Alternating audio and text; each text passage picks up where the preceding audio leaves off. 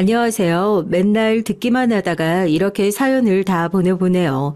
이렇게 제가 톡톡 사연에 예상치도 못하게 사연을 보내게 된 것처럼 원래 삶이라는 게 살다 보면 이런 일도 있고 저런 일도 있고 그런 거잖아요. 그런데 이번에 제가 겪은 일은요. 황당함을 넘어서 좀 웃길 정도로 어이가 없어서요. 왜 너무 기가 차면 헛웃음이 나온다고 누구는 저한테 그런 일 겪고 나서도 웃음이 나오냐 그렇게 말하는 사람도 있는데요. 막상 그 상황에 처해보니까 정말 웃음밖에 안 나오더라고요. 뭐 울 수는 없으니까요. 누구 좋으라고요. 대체 무슨 일이 있었길래 그러냐고요? 어떻게 보면 얘기 자체는 좀 식상할 수도 있겠어요. 대한민국의 흔한 싸움 있잖아요. 며느리들 간의 싸움이요. 오히려 사이가 좋으면 이상한 관계잖아요. 그런데 제 손아래 동서요. 정말 이 톡톡 사연에 나왔던 여느 며느리들보다 머리가 텅텅 비어있고 웃기는 여자라는 거. 그거 하나는 제가 장담할 수 있겠습니다. 살면서 그렇게 머릿속이 해맑을 정도로 무식한 사람은 처음 봤거든요. 사람이 본능적으로 자기가 부족한 부분을 과시해서 얘기하는 버릇이 있어요. 예를 들어서 전 요즘 갑자기 좀 얼굴이 늙어 보이는 것 같아서 젊음에 대한 관심이 굉장히 많거든요. 그러니까 다른 사람들 볼 때도 괜히 저 사람 눈가에 주름이 있나 없나, 목이나 손등에 주름이 있나 없나 이런 것들만 보이고요. 평소엔 관심도 크게 없었는데 시술이나 이런 것들에도 부쩍 관심이 많아졌고요. 예전에 한 번도 그런 적이 없었는데 나 정도면 동안이 아니냐 하는 괜한 허풍도 자연스럽게 떨게 되는 것 같아요. 그럼 이렇게 한번 얘기해 볼게요. 내가 이만큼 잘 나가는 사람이야. 내가 이만큼 멋있고 괜찮은 사람이야. 이런 소리 하는 사람들은 어떤 사람이겠어요? 제가 말씀드린 논리로 따지자면 멋있지도 괜찮지도 않은 사람일 확률이 높겠죠. 저희 동서가 딱 그런 사람이었답니다. 내가 이만큼 잘 나가. 그러니까 나 좀 알아줘 하고 아주 이마에 딱 써붙여놓고 다니는 푼수요. 그런 사람들 막상 까놓고 보면 아무런 것도 없는 속빈 강정 같은 인간들인데 말이죠. 그래서 저희 동서도 속빈 강정이었냐고요? 강정이면 다행이게요. 이건 완전 뻥튀기나 다름없는 인간이었어요. 결혼을 통해서 우리의 악연이 시작되었냐고요? 아니요. 동서와의 악연은 제가 일을 할 때부터 시작됐습니다. 뭐 이것도 나중에 결혼을 하고 난 이후에 알게 된 사실이긴 했지만 동서가 일하는 곳이 저를 골치 아프게 하는 거래처 중 한 곳이었거든요. 아, 사연을 시작한 지 한참 됐는데 제 소개는 안 했네요. 전 결혼한 지 얼마 되지 않은 30대 후반의 여자고요. 가업을 이어받아서 10년이 넘게 의류 사업을 운영하고 있어요. 일에 한참을 매진하다 보니까 남들 다 결혼하고 애 낳고 하는 시기에 조금 늦긴 했네요. 크면서 항상 뭐든지 조금씩 늦긴 했지만 결과는 늘 성공적이었기 때문에 제 결혼 역시 과정이 어떻든 관계없이 결과는 성공적일 거라 예상했는데 말입니다. 사연을 시작하면서도 그랬잖아요. 원래 이런 일도 있고 저런 일도 있는 게 인생이라고요. 부모님 어깨 너머로 일을 배우면서 제 사업을 꾸려나가기 시작한 게 벌써 10년이네요. 의류 쪽에 발이라도 조금 담궈보신 분들이면 누구나 다 아실 거예요. 이 바닥 일이 얼마나 힘든지 말입니다. 여자 혼자서 이쪽 계열에서 성공했다? 그러면 그건 남들보다 10배, 20배의 노력이 들어갔다는 것과 마찬가지인 수준이에요. 저 역시 10년 동안 공장 삼촌들한테 욕이란 욕은 다 들어가면서 험하게 굴러가면서 그 시간들을 보냈거든요. 누구는 그래도 가업을 물려받는 거니까 그렇게 힘들지 않게 제가 이 모든 것들을 하루아침에 읽어놓은 것이 아닐까 오해하는 사람도 있는데 막상 하루라도 저 일하는 거 옆에서 지켜보면 그런 소리 절대 못해요. 이 일을 시작한 이후로 새벽 5시 반에 일어나서 저녁 10시 반에 퇴근하는 일정을 단 하루도 빼놓은 적이 없네요. 눈이 오든 비가 오든 다른 직원들이 다 휴가를 가고 칼퇴를 하든 사장인 저는 하루라도 그 일정을 걸으면 큰일이 나는 사람 마냥 행동을 했었네요. 왜 아주 일이랑 결혼을 하지 그래? 여보 이것 좀 봐요. 내가 속이 터져 죽겠어. 딸이라고 하나 죽으라고 키워놨는데 결혼을 할 생각도 없이 이렇게 죽어라 일만 하고 있으니까 우리 손주보기는 아주 다 글러먹었어요. 당신 애가 뭘 잘했다고 그렇게 맨날 오냐오냐 해요? 그러니까 애가 아직도 자기 상황이 얼마나 심각한 줄 모르고 이렇게 안일하게 손을 놓고 있지.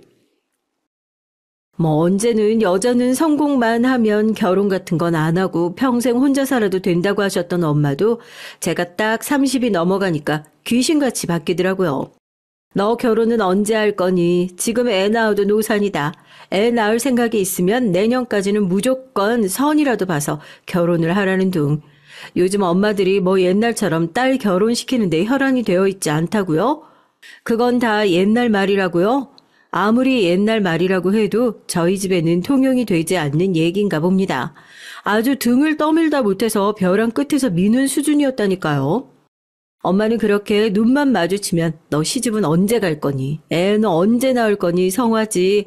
하루 종일 힘들게 일하고 집에 들어와서 좀 쉬어보려고 하면 잔소리에 쉴 틈이 없지. 어머니에 비해서 아버지는 그렇게 결혼에 대해서 심하게 압박하시는 건 없었어요. 워낙 과묵하신 분이라 그런지 그냥 네 할 일 잘 하다 보면 남자는 자연히 따라오지 않겠냐고 늘 점잖게 얘기를 하셨었죠. 저도 그런 아버지를 방패 삼아서 엄마의 잔소리를 좀 피할 수 있었던 것 같아요. 어른들 말 틀린 거 하나 없다더니 할 일 잘 하다 보면 남자는 자연히 따라온다는 아버지의 말씀, 이제 생각해보니까 영 틀린 얘기가 아니었네요. 결국 남편도 일하다 만난 거니까요. 남편은 저만큼이나 조용하고 성실하게 자기 할 일을 다 해내는 사람이었죠. 공교롭게도 남편 역시 저와 거래처 중 한 곳이었네요. 백화점에서 MD라고 쉽게 말해서 될 만한 물건을 물어다가 판매로 연결하는 직업을 가지고 있던 남편이 어느 날 명함 한 장 덜렁 들고 저희 회사를 찾아왔어요. 그때까지만 하더라도 남편 직업이 굉장히 낮을 때여서 아무리 그래도 제가 명색이 사장인데 그래도 본부장급 정도는 와야 말이 통하지 않겠냐 하고 돌려보낼 심산이었거든요. 그런데 남편이 정말로 잠깐만 시간을 내주면 된다고, 바쁘시면 퇴근할 때까지 본인이 기다리겠다고 그러고 저희 사무실 탕비실에 앉아가지고 꼼짝을 안 하고 있었다니까요. 저도 일을 하다가 남편이 와서 기다리고 있다는 것을 까맣게 잊어버린 상태였고요. 설마 이 시간까지 기다리겠어 하는 생각이었던 것 같아요. 일을 마치고 막 집으로 돌아가려는데 누가 절 다급하게 불러 세우더라고요. 돌아보니 남편이 탕비실에서 허겁지겁 노트북이랑 짐을 챙겨서 벌떡 일어나더라고요. 그때 시간이 거의 10시가 다 되어가는 시간이었거든요. 저랑 일 얘기 한번 하겠다고 세상에 다른 직원들 다 일하고 있는데 민망하게 거길 8시간이나 앉아 있었던 거예요. 사장님 일 열심히 하시는 걸 듣긴 들었는데 옆에서 지켜보니까 더 대단하십니다. 그래서 이번에 꼭 사장님이랑 같이 일을 해야겠다는 생각도 들고요. 아까 보니까 저녁도 안 드시고 일하시는 것 같던데 제가 기다리다가 출출해서 요 앞에서 샌드위치 좀 사왔거든요. 그냥 저녁 드신다 생각하시고 드시는 동안 제가 잠깐 일 얘기 좀 해도 괜찮을까요? 그렇게 말하는데 누가 안 된다고 하겠어요. 오히려 제가 미안해가지고 남편한테 아니면 내가 나가서 저녁을 사겠다고 얘기를 했었는데 그건 또 괜찮대요. 제가 얼마나 시간을 소중하게 쓰는 것을 옆에서 지켜봤으니까 자기도 함부로 제 시간을 뺏고 싶지 않다나요? 그 마음이 너무 좋아가지고 솔직히 들고 온 사업 아이템이 괜찮은 것도 아니었고 저희도 규칙이라는 게 있고 일에 순서란 게 있는데요. 남편이 그걸 다 무시하고 쳐들어왔는데도 받아줬어요. 단순히 이 일은 될 것 같네, 안 될 것 같네 이런 걸로 판단하는 게 아니라 저도 사업을 시작하고 나서 처음으로 사람을 보고 판단을 하게 됐네요. 이렇게 성실하고 책임감 있고 자기 일에 대한 열정이 있는 사람이라면 적어도 함께 일을 하는 나에게 피해는 주지 않겠구나 하는 그런 믿음이라고 해야 되나요? 집으로 돌아와서 아버지한테 이 일을 얘기했더니 너도 드디어 사업하면서 사람 보는 눈이 생겼다며 기뻐하시더라고요. 결국에 사업은 사람 상대하는 게 구할이라면서 내 눈으로 길러낸 괜찮은 사람들, 보석 같은 사람들을 옆에 두고 꾸려나가는 거라고요. 그것만 잘 본 게 아닌 것 같아요. 이상하게 뭔가 그런 느낌이 든다니까요. 아버지도 어머니 보고 그런 생각 드셨어요? 그 사람을 딱 보자마자 아, 이 사람이구나 하는 그런 느낌요. 나 이 사람이랑 결혼하겠구나 하는. 아버지 참, 제가 애도 아니고 나이가 몇 살인데 아직도 운명타령이에요. 그냥 딱 보니까 그런 생각이 들었다 이거죠. 내 주변에 결혼한 사람들 얘기 들어보면 그러잖아요. 내가 결혼할 상대는 한눈에 딱 알아본다고요. 저도 남편을 볼 때 그랬다니까요. 그 늦은 시간까지 저를 기다리고 있던 모습, 정말 손바닥만한 탕비실 테이블에 샌드위치는 제 쪽으로 밀어두고 열정적으로 일에 대해서 설명을 하던 모습, 자려고 누우면 그 모든 장면들이 어제 본 것처럼 생생하더라고요. 그렇게 남편이랑 일을 시작하면서 저희 사이는 훨씬 더 가까워졌죠. 제가 정말 사람 잘 봤더라고요. 직급이랑 관계없이 남편은 정말 죽어라 발로 뛰는 사람이었어요. 저는 저한테 먼저 다가온 열정 넘치는 사람들을 내치는 사장이 아니었거든요. 백화점에서 한 달간 저희 업체 물건을 판매하는 계획을 세우면서 남편은 하루에 출근을 2번씩 했다니까요. 본인 회사에 출근해서 딱 출석 도장만 찍어놓고 저희 회사로 넘어와서 또 야근까지 다 챙겨가면서 하고요. 자연스럽게 일을 준비하면서 가까워질 수밖에 없었어요. 그렇게 남편네 백화점에서 열게 된 행사는 성황리에 마무리가 됐고요. 남편은 그 일을 잘 준비했다는 공을 인정받아서 회사에서 승진까지 하게 됐다고 하더라고요. 그런데 어딘가 모르게 아쉬운 이 마음은 뭘까요? 이제 이 일이 끝나고 나면 남편과는 그 어떤 핑계로도 다시 만날 수 없겠구나 생각이 들면서 너무 아쉽더라고요. 이제서야 이 사람의 진가를 알아차린 것 같은데 일 외에는 엮일 일이 정말 하나도 없는 사람이었죠. 오죽하면 제가 남편한테 러브콜도 보냈어요. 지금 하고 있는 일 정리하고 우리 회사로 들어오는 게 어떻겠냐고요. 남편이 뭐라고 했는 줄 아세요? 연봉을 아무리 더 줘도 자기는 신의를 지키는 사람이랍니다. 이런 러브콜이 한두 번이었는 줄 아느냐고요. 정말 제가 좋아하는 모든 것들을 완벽하게 갖춘 사람이었죠. 안 좋아할래야 안 좋아할 수가 없었어요. 그럼 회사에서 일하는 거 말고 밖에서 한번 만나보는 건 어때요? 제가 그쪽이 인간적으로 너무 마음에 들어서요. 이렇게 일만 하고 끊어질 인연으로는 너무 아쉬운 것 같은데. 부담스러우시면 프로모션 잘 끝내주셔서 감사하다는 의미라도 좀 담아보고요. 어때요? 밥 한 번 먹자는 얘기를 뭘 그렇게 힘을 줘서 했는지 저도 긴장이 돼서 그랬죠. 그 얘기를 하는데 심장이 목구멍으로 튀어나오는 줄 알았다니까요. 남편은 제 얘기에 웃으면서 좋다고 자기도 일로만 만나기에는 너무 아쉬운 사이 같다면서 제 제안을 흔쾌히 받아들였어요. 그렇게 저희는 회사가 끝나고 밥도 먹고 커피도 마시고 여느 연인들과 다를 것 없는 시간들을 보냈죠.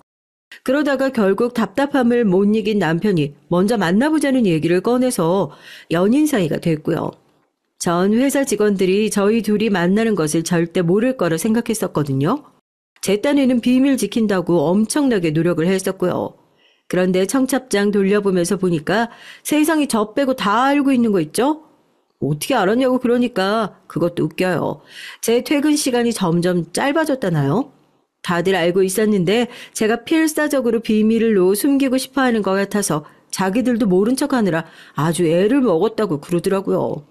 그렇게 행복한 결혼 생활이 시작됐습니다. 자신의 일을 이해해 줄 줄 아는 남자를 만난다는 건 아마 제 생각에 인생에서 가장 큰 행운 중 하나인 것 같아요. 남편이 제 일을 이해해 주면서 얻는 삶의 안정감이 이루 말할 수 없었거든요. 솔직하게 제 사업이 지금 이렇게까지 번창할 수 있었던 건 정말 남편의 공이 지대했다고 저 어디 가서도 그렇게 말하고 다녀요.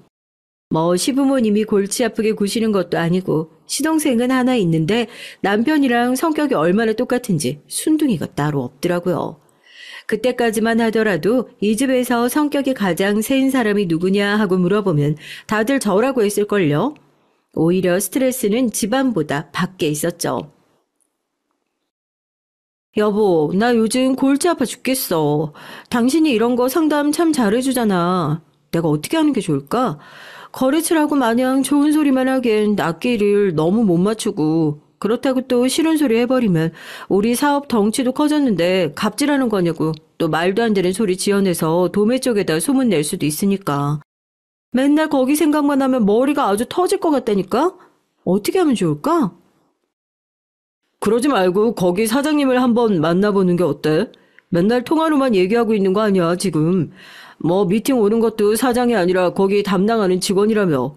그러지 말고 사장 대 사장끼리 딱 만나보고 얘기를 하면 오해 없이 잘 풀 수 있지 않을까?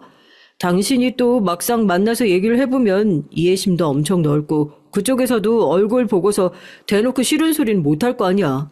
어때? 그때 제가 골치를 가장 심하게 아프게 했던 거래처 중에 하나가 있었거든요.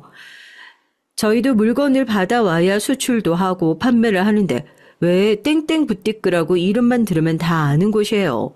거기 운영하는 사장이 안 그래도 소문이 자자했거든요. 집에 돈이 많아서 뭐 일을 취미생활처럼 하는 사람이라고요. 취미생활은 자기가 좋아해서 하는 거니까 좀 잘할 줄 알았죠. 이름 밑에 직원들한테 다 떠맡겨 놓고 실수를 하더라도 사장은 쏙 빠져서 책임 하나 안 지고요. 그러니까 매일같이 문제가 터지는 곳을 보면 거기인 거예요. 저도 이제 직원들이 납기를 못 맞춰서 해외 거래처에다 연락해 보셔야 할 것 같다고 그런 얘기를 하면 그냥 대번에 또 땡땡 부티크니 하고 물어볼 정도가 됐죠. 솔직히 오랫동안 다들 신뢰관계를 쌓아온 곳이라서 이렇게 문제를 일으키는 곳이 없었는데 자기들끼리 원하는 건 다 들어줘야 하고 정작 저희 사이에 지켜야 할 기본적인 것들도 못 지키고 있었으니까요. 제가 얼마나 속이 터졌겠어요. 그 와중에 물건은 또 괜찮아요. 괜찮으니까 중국이랑 일본 쪽에서 많이 찾아가지고 이걸 끊어낼 수도 없고 눈엣 가시라는 말이 딱 맞더라고요. 그 일 때문에 골머리를 썩고 있었는데 남편이 그러지 말고 사장을 한번 만나보랍니다. 하긴 그 사장 자자한 소문을 전해 듣기만 했지 면대면으로 제대로 만나본 적이 한 번도 없었거든요. 남편 말대로 웃는 낯에 침 못 뱉는다고 아무리 일을 거지같이 하는 사람이어도 어떻게 제 얼굴 보고 대놓고 앞으로도 그렇게 거지같이 계속하겠습니다. 이런 얘기 하겠어요? 이렇게 사업 관련해서 남편이 한 번씩 묘수를 내곤 해서 제가 어쩔 수 없이 애용을 하게 된다니까요. 이번 달에도 또 납기일을 맞추지 못하겠다는 연락이 왔고 제가 담당자한테 제 연락처 남겨줄 테니 사장님이랑 통화 한번 하게 해달라. 아니다. 내가 회사로 지금 찾아가겠다. 사장이랑 만날 수 있게 약속 좀 잡아줘라 얘기를 했습니다. 직원은 무슨 죄예요? 혹시라도 사장들끼리 들이받게 될까봐 안절부절 못하면서 그럼 오후에 만나실 수 있게 미팅을 잡아두겠다 그러죠. 어디 전장에 나가는 장수의 심정으로 그렇게 거래처 사장님을 만나러 가기도 했습니다. 먼 훗날 그 사람이 저랑 한솥밥 먹으면서 고생할 동서가 될 거라는 사실은 그때 당시에는 전혀 모르고 있었지만 말이에요. 지금 생각해보니까 저희는 처음부터 절대 맞을 수 없는 사이였어요. 동서 첫인상이 얼마나 싸가지가 없었다고요.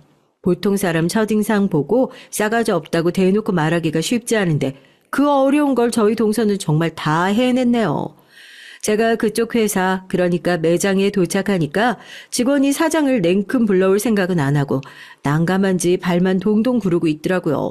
왜 그러냐고 하니까 지금 사장님이 안 계셔서 오늘은 미팅이 좀 어려울 것 같다고요. 사장이 없긴 뭘 없어요. 저 안쪽 방에서 뭐가 얼마나 성질이 났는지 직원한테 고래고래 소리를 지르는 소리가 빤히 들리는데요. 제가 예전에 남편이 그랬던 것처럼 그럼 사장님 사무실로 복귀하시고 일 다 하시고 퇴근하실 때까지 여기 앉아 있겠다고. 그러고 가게 한켠에 딱 자리를 잡으니까 또 불이 나게 문자를 하더라고요. 아마 사장한테였겠죠. 방금 전까지만 해도 자리 비우셔서 못 만나실 것 같다고 해놓고서는 그새 어디서 제 얘기를 듣고 잽싸게 찾아오기라도 했는지 방으로 들어오시랍니다. 방으로 들어가니까 저보다 한참 어려 보이는 여자가 의자에 다리를 꼬고 앉아서 핸드폰만 보고 있더라고요. 아무리 그래도 제가 거래처인데 제가 들어오는 쪽은 거들떠보지도 않고요. 이게 무슨 매너인가 싶었죠. 전화로만 몇 번 인사드렸었는데 뵙는 건 처음이죠. 제가 오실 줄 모르시는 것 같아서 사장님 저희 거래에 대해서 좀 속 시원하게 터놓고 얘기를 하고 싶어서요. 바쁘신 줄 아는데 저도 피차 바쁜 사람이라서 서로 길게 시간 뺏을 필요 없을 것 같고. 뭐가 문제이신 거예요? 저희는 금액 다 맞춰드려 일정도 최대한 조율을 해드려 그렇다고 촉박하게 시간 다 돼서 주문을 하는 것도 아니야. 바쁘셔서 다른 데 것도 다 이렇게 하시는 거예요? 아니면 제가 사장님한테 뭐 크게 잘못한 게 있나요? 그래서 그러시는 거예요? 의자에 앉아서 건방지게 다리를 까딱까딱 꼬고 있던 동서가 자리에서 일어나서 그러더라고요. 사장님 저한테 그러시면 안 된다고요. 큰일 난다고요. 제가 너무 어이가 없어서 되물었잖아요. 거래처가 약속한 일을 제대로 처리하지 못해서 저도 지금 지적 아닌 지적을 하고 있는 건데 왜 그러면 안 되는 거고 무슨 큰일이 나는 거냐고요. 그러니까 다짜고짜 자기 아버지가 뭐 하는 분인 줄 아냐고 그러시더라고요. 여러분, 그 상황이 이해가 되세요? 그냥 막말로 거래처 혼내러 왔는데 거래처 사장님이 앉혀놓고 되려 저를 혼내고 있는 거예요. 뭐 제대로 된 이유라도 있는 거면 모르겠어요. 다짜고짜 무슨 영화 대사도 아니고 우리 아버지가 뭐 하시는 줄 아시냐? 그거 그냥 다리 한쪽 걷어놓고 보여주면서 내가 누군지를 아냐 물어보는 거나 똑같은 상황 아니에요? 아버님께서 뭐 얼마나 대단한 일을 하시는지는 모르겠지만 사장님 아버님께서 하시는 일이 저희 사업이나 지금 문제에 있어서 뭐 중요한가요? 제 반응은 아마 예상 못했었나 봐요. 니네 아빠가 대체 뭔데 우리 사업 얘기하는데 지금 애도 아니고 아빠 얘기를 들먹거리냐 얘기를 했죠. 그러면서도 한편으로는 뭐 얼마나 대단한 사람이길래 저렇게 유난을 떠나 했습니다. 들어보니 아버지가 검사랍니다. 솔직히 처음엔 뻥인 줄 알았다니까요. 어떻게 검사인 아버지 밑에서 저렇게 멍청한 자식이 나올 수 있나 하고요. 사장님, 요즘 이쪽 업계도 아주 피바람 불고 있는 거 아시죠? 제가 입 한 번 잘못 열면 없던 죄도 만들어서 귀찮게 할 수 있는 게 검사예요. 사장님이 아직 검사 무서운 걸 못 겪어봐서 그러시나 본데 오히려 지금 사장님이 저한테 읍소를 해도 모자랄 판이라니까요. 제가 성격이 좋아서 그나마 이만큼이라도 참고 있는 줄 아세요. 납기일 뭐 그것 좀 늦었다고 이렇게 쏜살같이 쫓아와서는 제가 그 얘기를 들은 척도 안 하고 그냥 막 웃었어요. 어디 아버지 무서워서 같이 일하겠냐고요. 그때는 동서가 어리기도 어렸고 크게 생각도 없어 보이는 사람 붙잡고 나 혼자 떠들어서 뭘 하나 그런 마음으로 돌아갔었거든요. 그런데 차라리 그때 동서랑 제대로 단판을 지었어야 했던 모양입니다. 이렇게 말도 안 되는 악연으로 다시 만나 또 같은 이유로 싸울 줄 알았다면 말입니다. 솔직히 중국, 일본 거래처에서 그 옷을 그렇게 찾지만 않았어도 그런 거래처는 진작에 끊어버리고도 남았을 텐데 또 돈이 되는 사람이니까 그런 마구잡이식 경영도 참아줘야 한다는 게 대표의 숙명이구나 하고 살았던 거죠. 그래도 다행인 게 남편 말대로 직접 만나보고 와서 앞으로는 그렇게 운영하시면 안 된다. 저도 더 이상 봐드릴 수 없다. 으름장을 놓으니까 당분간은 얘기를 듣는 척이라도 하더라고요. 저도 그 이후에는 말도 안 되는 그 철없는 대표에 대해서는 거의 잊고 있었어요. 사실 일을 하다 보면 대표 대 대표가 상대해야 할 그런 일들은 생각보다 많이 없거든요. 아래에 있는 직원들만 죽어나기 힘든 거죠. 여튼 그렇게 기억 속에 잊혀져 가던 진상 사장이 수면 위로 다시 떠오르게 된 건 뜬금없지만 시동생 덕분이었습니다. 결혼 생각이 크게 없고 혼자 살았으면 좋겠다고 노래를 불렀던 시동생이었는데 저희가 결혼해서 잘 사는 모습을 보니까 본인도 결혼을 해야겠다는 생각이 들었다나요? 그래서 지인들 통해서 이 사람 저 사람 선을 보고 다닌다는 얘긴 들었는데 결혼을 하겠다는 얘기를 막상 딱 들으니까 깜짝 놀랐죠. 이렇게 빨리 결혼을 결정할 수 있는 사람이었으면 그전까지는 왜 그렇게 안 하고 뻐기고 있었던 건지 싶더라고요. 여튼 시동생이 결혼할 여자가 저랑 동종업계 사람이라면서 시집 오고 나면 형수님이 잘 좀 챙겨주시라고 부탁을 하더라고요. 워낙 좁은 업계라 정말 한 달이 건너면 다 아는 사람이긴 하니까 대체 누구냐고 물어보니까 세상에 누군지 아시겠죠? 땡땡 부티크 그 정신머리 없는 사장이 바로 시동생의 결혼 상대라는 겁니다. 순간적으로 그 말을 듣고 표정 관리가 안 되더라고요. 그동안 들었던 얘기도 있고 제가 직접 겪어본 일도 있으니까 이 결혼을 그대로 진행하는 게 맞나 싶기도 했어요. 진짜 몰라서 하는 소리라니까. 내가 직접 만나봐서 알잖아. 당신은 형이 돼서 지금 이 결혼을 도시락 싸들고 다니면서 뜯어 말리고 반대해도 모자랄 판 아니야? 당연히 제가 알고 있는 것들을 남편한테도 전부 얘기했죠. 아무래도 집안에 새 사람이 들어오는 건데 제대로 된 사람을 들이는 게 맞지 않겠냐고요. 제가 아직도 남편한테 좀 서운한 부분이 이거예요. 전 당연히 시동생을 생각해서 한 얘긴데 은근히 제가 동서를 반대하니까 제 개인적인 감정 때문에 집안의 대소사를 좌지우지하는 거 아니냐는 식으로 얘기를 하더라고요. 그러니까 쉽게 말해서 너 기분 안 좋다고 지금 내 동생 결혼 반대하는 거냐? 그렇게 오해를 해버린 거예요. 그럴 리가 있겠어요? 이제 결혼을 한 지 얼마나 됐는데요. 네 식구 내 식구 가려가면서 좋아할 일이 뭐가 있냐고요. 아무리 생각해도 아닌 건 아닌 거라니까 그렇게 나서서 반대를 했던 거죠. 아무리 그래도 내 동생 결혼이야. 자기 좋다는 여자랑 결혼하는데 우리가 나서서 반대할 일이 뭐가 있어. 당신도 괜히 집안에 긁어부스럼 만들지 말고 전에 안 좋은 감정이 있다고 하더라도 이제 우리 식구야. 편견 갖지 말고 그냥 따뜻하게 좀 맞아주면 안 되겠어? 들어보니까 집안도 괜찮다며. 당신 알고 있었어? 아버지 검사라며. 우리 엄마가 지금 우리 집에도 드디어 사자 사돈 얻어본다고 얼마나 기뻐하시는데. 거기다 대고 우리가 나서서 초치면 엄마가 얼마나 난리 날지 생각 안 해봤어? 저런 얘기나 하는데 제가 거기서 어떻게 더 반대를 하겠어요. 집안 굴러가는 꼴을 생각해서 시동생의 결혼을 반대해주겠다가 괜히 집에서 목소리 좀 낼 수 있다고 검사 집안 며느리 반대하는 질투심 많은 며느리가 될 판인데요. 서로 처음 만나 인사를 하는 자리에서 얼굴을 다시 보게 되는데 얼마나 웃겼다고요. 동서도 저에 대한 얘기를 미리 들었는지 얼굴도 못 마주치고 민망해 하더라니까요. 전 그게 저한테 정말로 미안해서 그런 줄 알았어요. 시부모님 앞에서 내숭 떨고 있는 거라고는 상상도 못했죠. 전에 회사에서 있던 일 때문에 민망할 수 있는 건 알지만 나 그런 걸로 신경 쓰는 사람도 아니고 괜히 옛날 일 마음에 담아놔 봤자 뭐 하겠어요. 그냥 과거에 있었던 일은 깔끔하게 다 잊어버리고 나도 손윗동서로서 챙겨줄 수 있는 것들 다 챙겨주면서 그렇게 지낼 테니까 우리 앞으로 잘해봐요. 알겠죠? 며느리들끼리 벌써부터 이렇게 사이가 좋으니 얼마나 좋아. 들어보니까 우리 둘째 아버님이 검사시라며. 아무래도 사업하는 사람들끼리 검사 얼굴 알아두는 게 그렇게 좋다고 그러던데 너도 둘째 좀 잘 얘기를 해봐. 안 그래도 요즘에 사업 늘리네 마네 골치 아픈 일이 꽤나 많은 것 같던데. 동서는 처음 인사를 올 때까지만 하더라도 아니 제가 한번 제대로 엎기 전까지는 저희 시댁은 그냥 그런 분위기였다니까요.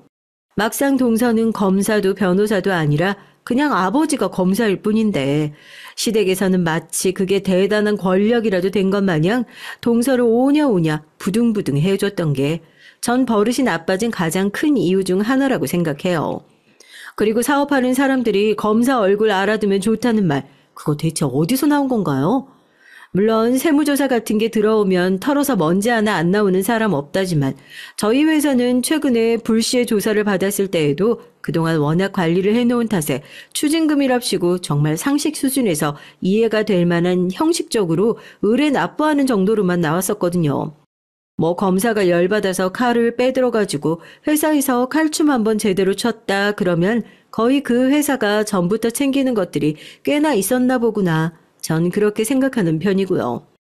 언제적 검사 타령입니까? 누가 누구 위에 있고 이런 것들 제가 듣긴 그냥 우스운 얘기로 들렸던 게 첫 번째고요. 다 떠나서 본인이 검사입니까? 아니 본인이 검사라서 내가 너한테 제대로 물고 늘어져 볼게 하면 또 몰라도 아버지가 검사인 주제에 그 권력이 뭐 세습되는 것도 아니고 이렇게 가족들이 다들 눈치 보면서 좋아라 해야 할 일인지 싶더라고요. 내 식구가 아니었다면 무식하다고 욕을 하고 말았을 일이지만 그렇게 좋다고 신나하는 사람들이 내 가족이니까 욕도 못하고 제 속만 썩는 거죠. 그런데 이 동서는 한술 더 뜹니다. 제가 그랬잖아요. 멍청한 걸로는 둘째가라면 서러운 사람이라고요. 집에서 그렇게 오냐오냐 해줘서 그런 건지 아니면 평생을 본인이 그렇게 살아서 그런 건지 몰라도 아주 아버지의 직함이 자기 훈장인 것처럼 알고 사는 겁니다. 결혼을 하고 나서 그 도가 점점 지나치는구나 싶었죠. 그래도 제가 큰 며느리인데 그냥 두고 지켜볼 만한 상황은 아닌 것 같은 거예요. 동서가 정말 교묘하고 악랄한 게요. 비빌 수는 있는 구석인지 지켜보고 나서 덤벼든다고 해야 되나요? 처음에 봤을 때는 그냥 생각 없이 아무에게나 저렇게 멍청한 걸 티를 내면서 덤비는 줄 알았더니 잘 보니까 그게 아니에요. 자기가 잘 보이고 싶은 사람한테는 철저하게 알랑방귀를 끼고 자기가 봤을 때 만만해 보이는 사람, 그러니까 예를 들면 저 같은 사람 있잖아요. 그런 사람에게는 잘 보이려고 노력조차 하지 않는 가증스러움을 가지고 있더라니까요. 그리고 저희가 동종업계에서 일을 하고 있지 않습니까? 전 그래도 집 식구니까 최대한 편의를 많이 봐주고 있었다고 생각했어요. 이제 잘 해내는 건 동서의 몫이라고요. 당장 거래처를 끊어버리고 싶은 마음이 굴뚝 같았지만 어떻게 동선의 가게를 그렇게 단칼에 잘라놓는 게 가능하겠어요? 이것도 둘이 있을 땐 말을 제대로 들어먹지 않을 게 뻔하니까 제가 일부러 가족들 다 있는 자리에서 앞에서 대놓고 얘기를 했죠. 생각해보니까 오늘 이렇게 동서랑 터진 것은 결국 이 일이 계기가 되어서 그런 게 아닌가 싶기도 하네요. 회사에서 또 부하 직원들이 발을 동동 구르고 있기에 무슨 일이냐고 물어보니까 또 동선의 가게가 문제랍니다. 부하 직원 교육을 대체 어떻게 시키고 있는 건지 몰라도 저희 직원들이 그쪽 직원들에게 날짜 좀 제대로 맞춰달라고 한 소리를 하니까 자기들한테 이렇게 불쾌하게 굴면 거래를 끊어버리겠다고. 사장님이 그렇게 해도 된다고 했다나요? 직원들도 결혼식에 다 와서 뻔히 저희 관계가 어떤 사이인지 알고 있는데 그런 소리를 들으니까 집에서 제가 어떤 취급을 받고 있다고 생각을 하겠어요. 너무 기가 막혀서 그건 내가 알아서 처리를 하겠다 얘기를 해줬죠. 마침 그날 저녁에 가족들이 다 같이 모여서 저녁을 먹는 자리가 있었는데요. 저는 머리 꼭대기까지 화가 나 있는 상태로 가족 모임에 참석을 하게 됐어요. 이 상황을 아는지 모르는지 동서는 제가 식당에 들어오는 걸 보고 손까지 흔들면서 반가워하더라고요. 제가 일부러 그 인사를 쌩하니 무시하고 자리에 앉으니까 시어머니와 시아버지도 대체 무슨 일인가 싶어서 깜짝 놀라 쳐다보더라고요. 그리고 식사 자리 내내 동서 쪽은 단 한 번도 쳐다보지 않고 동서가 무슨 얘기를 해도 듣는 신용도 하지 않고 제 밥만 꿋꿋하게 먹었습니다. 어머, 니네 둘이 뭐 싸우기라도 한 거 아니지? 이제 좀 있으면 명절이라 같이 일도 하고 해야 되는데 이렇게 서로 아는 척도 안 하고 쌩하고 있으면 어떡해. 그리고 너도 그래. 큰애가 돼서 뭐 마음에 안 드는 일이 있더라도 어른들 앞에서 그렇게 티를 내면 어떡하니? 어머님 아니에요. 제가 동서가 뭐가 마음에 안 들어서 그러겠어요. 그냥 동서가 저희 회사를 하도 무시해서 이제는 손이 동서 대접도 안 해주나 그런 생각이 들어가지고요. 괜히 동서 심기 건드렸다가 검사인 아버지한테 저희 회사 제대로 털리기라도 하면 어떡해요? 그래서 괜히 동서 심기 안 건드리라고 가만히 밥만 먹고 있었던 건데요. 동서 뭐 기분 나쁜 거 아니지? 앞으로도 그렇게 회사에서 계속 우리 형님네 회사니까 상관없어. 마음대로 해. 이런 얘기해도 난 괜찮아. 내가 손윗동서인데 참고 살아야지 뭐 어쩌겠어. 제가 딱 꼬집어 동서한테 회사에서 이런 일을 당했다고 가족들한테 얘기를 하니까 다들 깜짝 놀라시는 눈치더라고요. 동서도 밖에서는 그렇게 망나니 짓을 하고 다니는 거 집에서는 오만 착한 짓을 하면서 잘 숨기고 사는 모양인지 제가 그렇게 대놓고 얘기를 하자 얼굴이 빨개져가지고는 그런 거 아니라면서 가족들한테 막 해명을 하는 거예요. 형님이 뭔가 오해하신 것 같다고요. 정작 주인공인 저는 눈 하나 깜짝 안 하고 밥을 먹으면서 동서를 빤히 쳐다보기만 했다니까요. 식사 자리가 다 끝나고 나서 동서가 거의 짜증을 내다시피 직원들이 뭔가 오해를 한 것 같다면서 자기가 가서 잘 얘기를 하겠다고 빠락 승질을 내고 가버렸어요. 남편은 꼭 이렇게까지 집안 식구들이랑 싸워야겠냐고 저를 말렸지만 전 동서가 우리 회사 무시한 건 괜찮고 내가 식구들 앞에서 동서 잘못된 행동 짚어준 건 나쁜 일이냐면서 도리어 남편에게 화를 냈죠. 내 회사 일이고 내 집안 일이니까 그렇게 사사건건 초를 칠 거면 차라리 말을 꺼내지 말라고요. 거기서 남편이 뭐 더 할 말이 있겠어요. 조용히 있었죠. 그런데 이 일이 도화선이 되어 제가 사연을 쓰게 된 계기가 펼쳐지게 됐습니다. 그때가 동서랑 처음 맞는 명절을 준비하고 있었어요. 평소에도 저렇게 개차반처럼 구는 동서인데 또 얼마나 스트레스를 줄지 뻔히 상상이 되지 않으세요? 제가 동서한테 미리 연락을 해서 재료는 내가 다 사놓고 재료비도 다 내가 낼 테니까 동서는 시간 맞춰 오기만 해달라. 그렇게 먼저 전화를 해서 사정을 했다니까요. 제사상 차리는 일이 보통도 아니고 뭐 어쨌든 이 집안에 시집을 왔다는 건 그런 자질구레한 집안 일들도 함께 하겠다. 어떻게 보면 암묵적으로 합의를 한 거나 다름이 없잖아요. 물론 제사상 차리는데 어머님, 저, 동서 이렇게 남의 집 식구들만 손을 모아서 일을 해야 하는 건 정말 바꿔야 할 문화라고 생각을 했고 제가 시집을 오고 난 이후에는 저희 남편이나 시동생도 얄짤없이 일을 해야 했거든요. 어머님은 은근히 주방에 남자 들어오는 게 조상님들 볼 면목이 없다면서 그렇게 대놓고 일을 시켜대는 저에게 눈치를 주시기도 하셨지만 전 가족들이 다 같이 먹을 거니까 가족들 모두 힘을 합쳐서 준비해야 하는 게 맞고 아버님이든 남편이든 동서든 다 같이 하는 가족 행사에서 누구 하나 빠지는 건 특별한 일을 제외하고는 없어야 한다는 입장이었죠. 이렇게 세상 공평한 큰며느리가 어디 있냐고요. 다 같이 고생할 거 차라리 누구 하나 빼는 사람 없이 다 같이 일을 하자는 주인데요. 어머님이 뭐라고 눈치를 주시든 상관없이 명절이나 큰 가족 행사가 있을 때마다 그 방법을 고수하고 있었죠. 그런데 평소에도 늘 비협조적인 동서가 뭐 가족 행사라고 갑자기 확 변해가지고 잘할 거라고는 생각도 안 했었지만 이렇게 대놓고 비협조적일 거라고는 상상도 못했네요. 걱정이 돼서 한 일주일 전부터 일찌감치 시간 맞춰 오라고 공지를 했는데 막상 준비를 해야 하는 시간이 됐는데도 코빼기 하나 비치지 않는 겁니다. 어머님은 그러지 말고 그냥 우리 둘이서라도 시작하자 얘기를 했지만 전 고무장갑을 벗어 던지고 손 하나 까딱하지 않았어요. 재료가 다 준비되어 있는 사진을 찍어서 동서에게 보내고 동서 도착할 때까지 우리 아무 일도 안 하기로 했어. 이렇게 대놓고 문자를 보내버렸죠. 그리고 어머님한테도 절대 식구들 다 올 때까지 일 시작하시지 말라고 그렇게 으름장을 놨습니다. 남편이 한숨을 쉬면서 나가서 시동생이랑 통화하는 소리가 들리더니 한두 시간 정도 지났나 늦지막히 시동생이랑 동서가 오더라고요. 형님, 저 오늘 바쁜 일이 있어서 못 갈 것 같다고.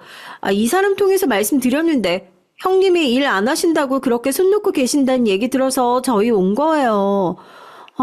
그냥 있는 사람들끼리 좀 하면 되지. 뭐 일이 얼마나 많다고 이렇게 유난이야, 유난은? 이번 명절에 동서 기강을 좀 제대로 잡아야겠다는 생각이 들어가지고요. 뭐 부침류나 이런 것들은 동서랑 제가 준비할 테니 다른 방 가셔서 나머지 것들 준비하셔라 그렇게 얘기하고 가족들을 모두 내보냈습니다. 아니나 다를까 동서는 저랑 단 둘이 남게 되니 그제야 본색을 드러내더라고요. 뻔히 일 바쁜 거 알면서 왜 사람을 오라가라 난리냐. 이런 일 같은 건 안 바쁜 사람들끼리 모여서 좀 하면 덧나냐. 준비하는데 돈이 많이 들어서 이렇게 사람 쿠사리 주는 거면 명절에 들어가는 비용은 자기가 내겠다고 하고요. 하나같이 듣는데 기가 막힌 얘기뿐이더라고요. 제가 고무장갑을 동서 쪽으로 휙 집어던지면서 그랬어요. 내가 돈이 없어서 지금 이 집에서 이렇게 고생하고 있는 걸로 보이냐고요. 가족들이 다 같이 준비해야 하는 일이고 누구 하나 빠지면 억울한 사람 생기는 게 싫어서 신경 쓴 건데 그게 그렇게 싫냐고요. 유치하게 시작했던 말싸움이 조금씩 감정싸움으로 변질되기 시작했어요. 동서는 또 기어이 저한테 자기 아버지 얘기를 시키더라고요. 형님, 지금 저한테 이렇게 대하시는 거 엄청나게 후회하실 거예요. 저한테 자꾸 이렇게 일 시키시면 우리 아버지한테 얘기해서 형님 구속이라도 시킬 거예요. 저 그러고도 남을 수 있는 사람이거든요. 지금 저랑 저희 아버지한테 잘 보이게 해달라고 손이 발이 되라 빌어도 모자랄 상황에서 형님이 저 이렇게 협박하실 군번이라도 되세요? 구속이 어디 동네 개 이름이라도 되는 줄 아는지 되도 않는 협박을 하는 동서를 보면서 대충 비율을 맞춰주고 제대로 콧대를 납작하게 눌러줘야겠다는 생각을 했죠. 이번 기회에 더는 참지 말아야겠다고요. 전 그런 동서에게 괜히 기죽은 척을 하면서 아버지가 검사인 걸 내가 깜빡했다고 동서는 그냥 일 다 내려놓고 쉬라고 그랬어요. 동서가 갑자기 형님이 왜 이러나 싶은 얼굴로 저를 쳐다보길래 이왕 이렇게 된 거 동서가 나서서 아버지랑 식사라도 한번 할 수 있게 자리 주선 좀 해달라고 요즘 사업 확장하면서 이런저런 골치 아픈 일이 많은데 아버지한테 로비라도 좀 하게 다리 좀 놔달라고 하니까 금세 의기양양해져서는 저한테 명함을 내밀더라고요. 그럼 이거 남은 일들도 형님이 다 하시는 거죠? 제가 아버지한테 얘기해서 조만간 자료 한번 만들게요. 그렇게 의기양양하게 나간 동서는 시동생한테 형님이 드디어 정신을 차리신 것 같다고 아버지가 검사인데 별 수 있겠냐면서 앞으로 본인 앞날이 어떻게 될 줄도 모르고 기세등등한 모습으로 설치고 다니더라고요. 왜 바보같이 그 일을 제가 다 맡아서 하게 됐냐고요? 기다려보세요. 저한테도 다 생각이 있어서 그랬던 거였거든요. 그때 동서가 준 검사 아버지의 명함을 보면서 제가 얼마나 웃었는데요. 익숙한 청 이름의 부서 이름, 동서가 미끼를 제대로 확 물었구나 싶어서요. 그렇게 시끌벅적한 명절이 지나가고 동서에게서 먼저 전화가 왔습니다. 약속한 대로 아버지랑 자리를 만들었으니까 저녁을 먹자고요. 전 흔쾌히 좋다고 얘기를 하고 저녁을 하러 자리에 나갔습니다. 동서가 아버지 팔짱을 꼭 끼고 웃으면서 손을 흔들더라고요. 동서가 아버지 자랑을 어찌나 하던지요. 말씀 많이 들었습니다. 지금 고등검찰청에 계신다고요? 저희 집이 대대로 사업을 하고 아무래도 중요한 일을 하다 보니까 아버지가 항상 그러시거든요. 검사분들이랑 가깝게 지내면 지낼수록 좋다고요. 얘기를 조금 나눠보니 그래도 딸만큼 멍청하신 분은 아니더라고요. 오히려 철없는 딸을 머리 아파하는 모습까지 보이길래 속으로 혀를 끌끌 찼습니다. 딸 간수 제대로 못한 덕에 앞으로 더 머리 아플 일이 많게 생길 텐데 하고요. 동서는 제대로 알지도 못하면서 중간에 얘기에 끼어들고 싶어가지고 사업을 하려면 원래 뒷배가 짱짱해야 한다. 그래서 형님이 아무리 노력해도 결국에 크는데 한계가 있을 거다. 자기는 크려면 얼마든지 클 수 있는데 그냥 일만 하고 사는 것이 귀찮아서 이렇게 가만히 참고 사는 거다. 이런 되도 않는 소리를 하더라고요. 순간 테이블에 올려놓은 제 전화기가 시끄러운 소리를 내면서 울렸습니다. 보통 중요한 자리에 있을 땐 핸드폰을 꺼서 가방 안에 넣어두거나 중요한 전화를 기다리고 있을 땐 진동으로 바꿔놓는 게 대부분인데요. 제가 이렇게 대놓고 전화 오는 것 좀 봐달라는 식으로 전화를 올려둔 데는 다 이유가 있었죠. 핸드폰 화면에 모두가 떡하니 볼 수 있도록 전화를 건 사람의 이름이 떴어요. 큰아버지라고요. 이게 무슨 일인가 싶어하는 동서와 동서의 아버지 앞에서 너무 급한 전화라 지금 바로 받아야 할 것 같다면서 형식적으로 양해를 구하고 전화를 받아 스피커폰으로 바꿨습니다. 식당 안에 쩌렁쩌렁한 큰아버지 목소리가 다 들렸죠. 큰아버지 잘 지내셨어요? 혹시 제가 지난번에 부탁했던 일은 좀 알아봐 주셨나 하고요. 왜 큰아버지가 그러셨잖아요. 대검찰청 통해서 알아보면 모르는 검사가 어디 있겠냐고요. 김득환 검사님이요. 저희 동서 아버지라고 하시던데요. 뭐 김득환? 김득환 검사 자리에 있어? 이봐, 검사 지위 이용해서 사업하는 사람들한테 여기저기 찔러보고 다닌다는 검사가 있어서 지금 내부에서도 눈을 시퍼렇게 뜨고 찾고 있는데 그게 자네였어? 자네는 상사 목소리도 못 알아듣나? 나 조덕칠 부장검사네. 지금 우리 조카의 상대로 검사라는 지위 이용해서 협박하고 있는 거야? 자네 제정신인가 지금?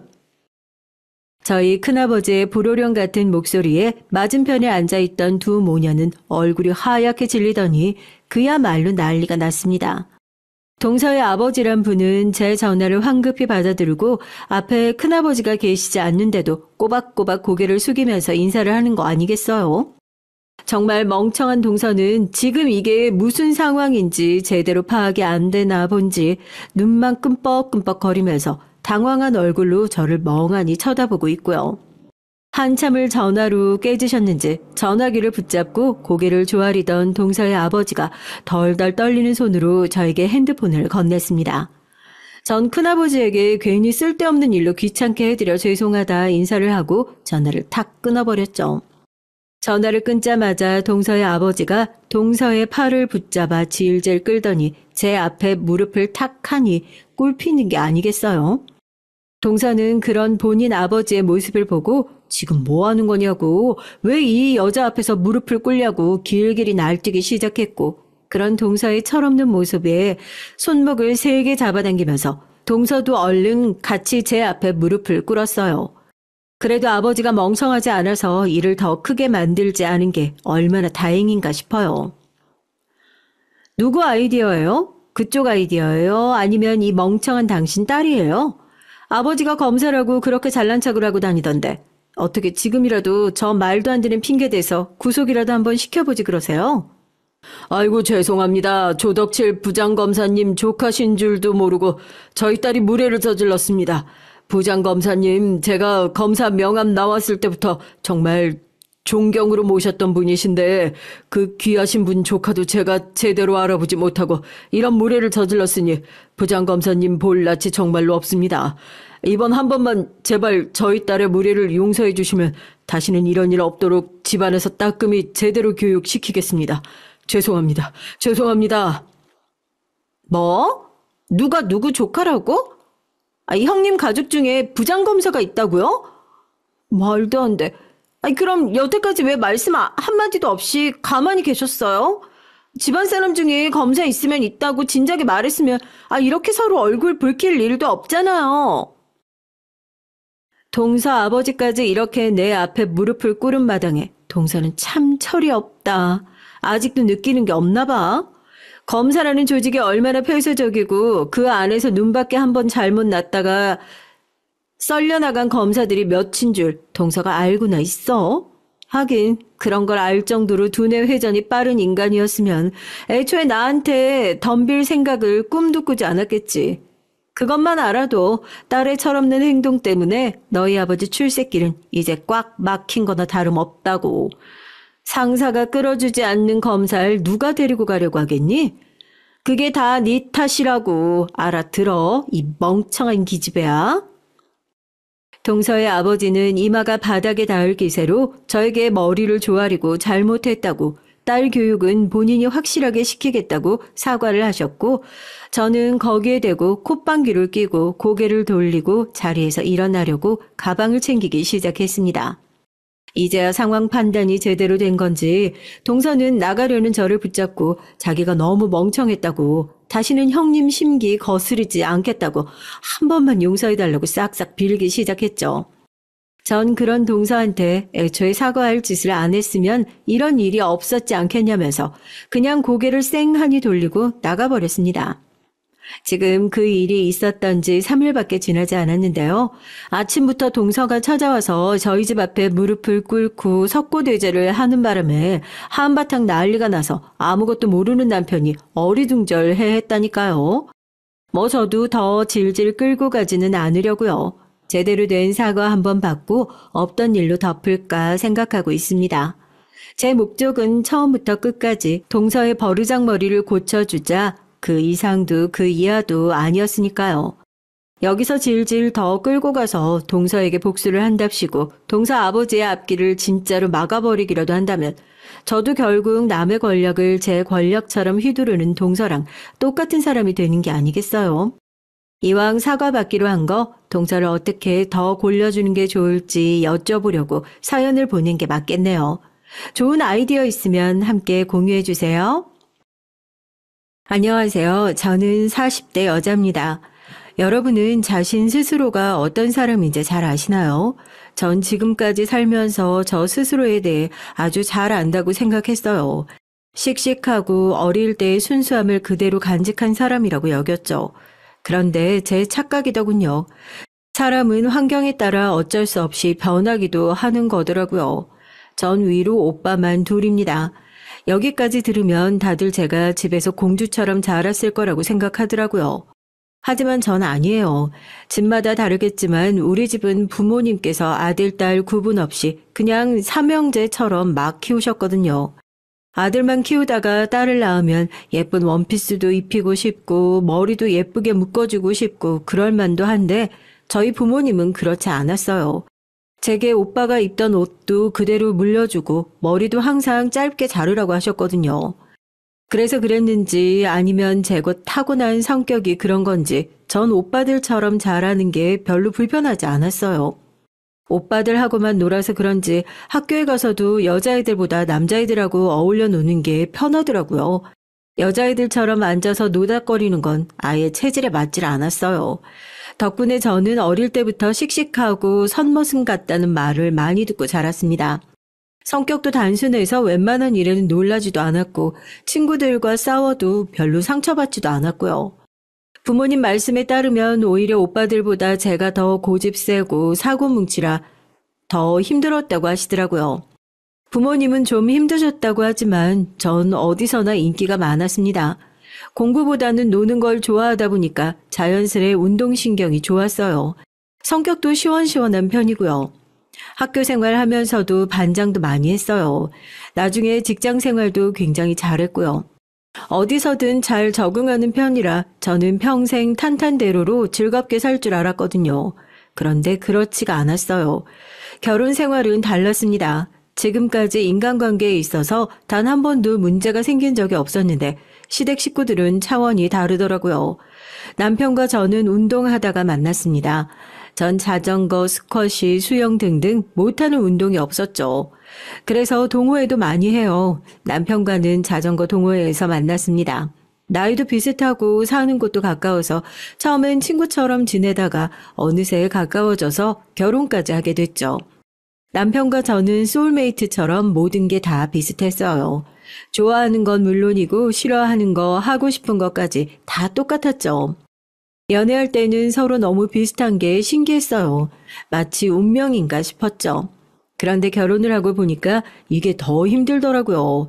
서로 취향이 다르면 서로 좋아하는 걸 이해 못해서 아예 못하게 하다가 싸우는 경우가 있다고 하는데 저희는 다른 거로 싸웠습니다. 서로 하고 싶은 걸 포기하기 위해서 싸우게 되더라고요. 물론 신혼 초에는 너무 좋았죠. 모든 걸 다 같이 할 수 있으니까요. 하지만 정말 딱 그때까지였습니다. 아이가 생기자마자 저희 부부는 매일같이 싸웠어요. 제가 임신을 했을 때 일입니다. 저는 태권도 학원에서 사범으로 일해요. 학교 다닐 때부터 줄곧 운동만 했으니 태권도는 물론 유도, 합기도까지 유단자였죠. 사실 군대나 경찰 쪽에 뜻이 있긴 했지만 다 떨어져서 운동만 열심히 했어요. 일 자체가 몸으로 하는 일이다 보니 임신 사실을 알자마자 저는 고민이 많았습니다. 제가 운영하는 태권도장도 아닌데 쉰다고 말하기가 눈치가 보이더라고요. 그런데 제 마음을 남편은 전혀 알지 못했죠. 결혼도 같이 하고 아이도 같이 가졌는데 왠지 저만 힘들더군요. 남편은 결혼을 하든 임신을 하든 전혀 달라지는 게 없었는데 저만 모든 게 달라졌습니다. 태권도 관장이 학교 선배라 그래도 저를 배려해 준다고 아이를 낳을 때까지는 사무적인 일만 하라고 해줬죠. 선배 입장에서는 정말 많이 배려해 준 거였어요. 사실 태권도 학원이라는 게 사무적인 일이 별로 없거든요. 다른 사람들은 다 바쁜데 저만 매일 앉아 노는 것 같아서 미안한 마음이 있었습니다. 그런 와중에 가족이라는 사람들이 저를 더 힘들게 했어요. 저는 이래저래 힘든데 남편은 너무 행복해 보이더라고요. 전 뱃속에 아이를 생각해서 포기해야 하는 게 많았습니다.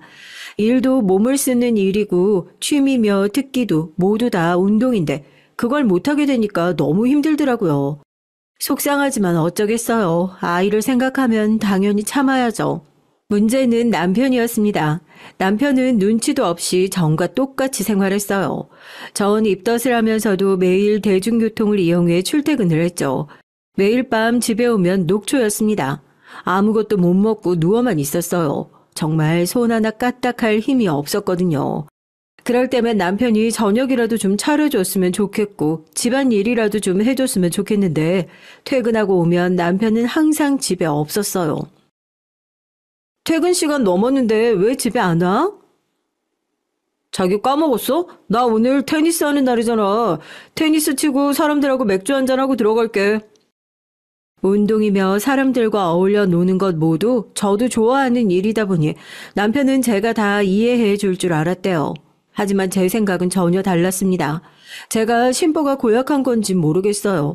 하지만 전 못하는데 남편 혼자 노는 모습이 저는 꼴 보기 싫었습니다. 난 테니스도 못 치고 맥주도 못 먹는데 자긴 눈치 없이 그걸 꼭 다 하고 와야겠어? 아기 낳으면 이런 시간도 이제 아예 없을 텐데 아기 나올 때까지만 좀 놀게 해. 자기가 조금만 이해해줘. 남편 마음도 이해 못하는 건 아니었습니다. 남편은 학원에서 애들 영어를 가르쳐요. 매일 퇴근도 늦고 주말에도 출근할 때가 많아 취미생활 하기가 쉽지 않습니다. 이렇게 일주일에 한 번 테니스 치는 것도 쉬운 일이 아니라는 걸 잘 알아요.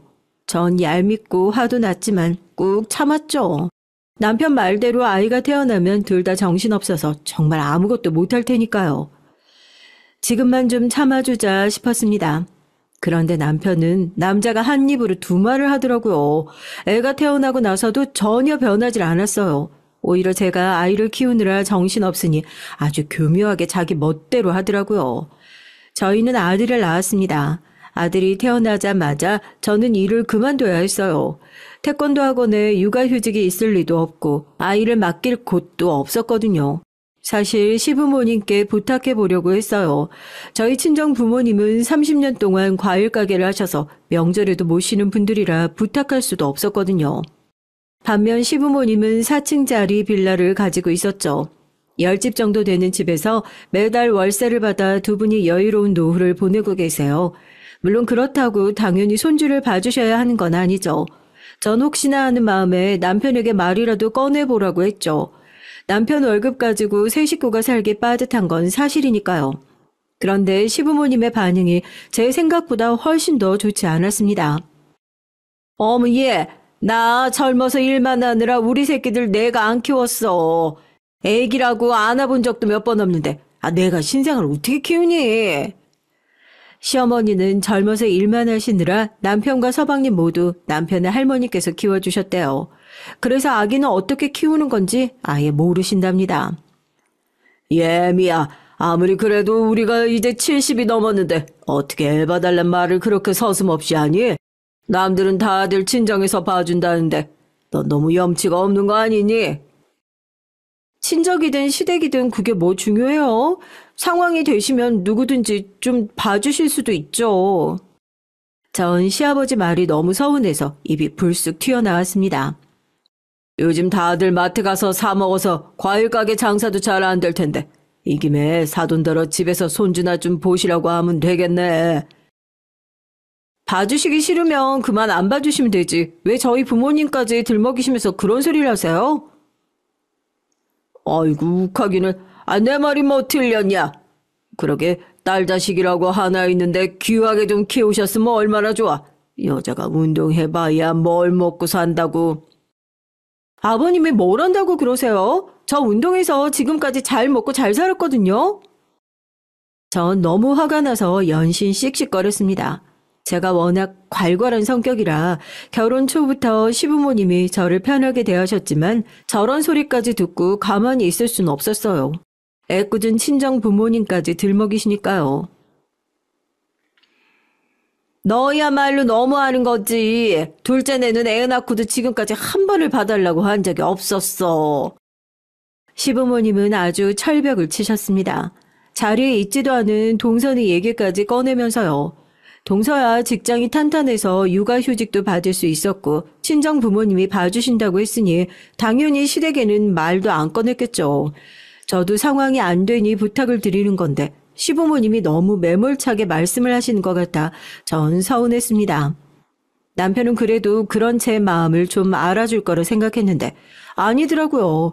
심란하기만 한 저에게 오히려 기름을 더 부었습니다.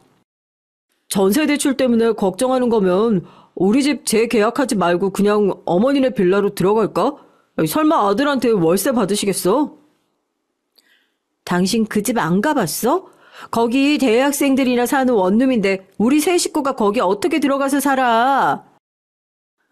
몇 년만 바짝 살면서 돈 모아서 나오면 되지. 혹시 알아? 거기 살면 부모님이 우리 아들도 좀 봐주실지? 남편은 참 태평했습니다. 자기 부모인데도 이렇게 몰랐어요. 결혼할 때도 시어머니께서 그 빌라 들어와 살라고 했지만 전 극구 사양했거든요.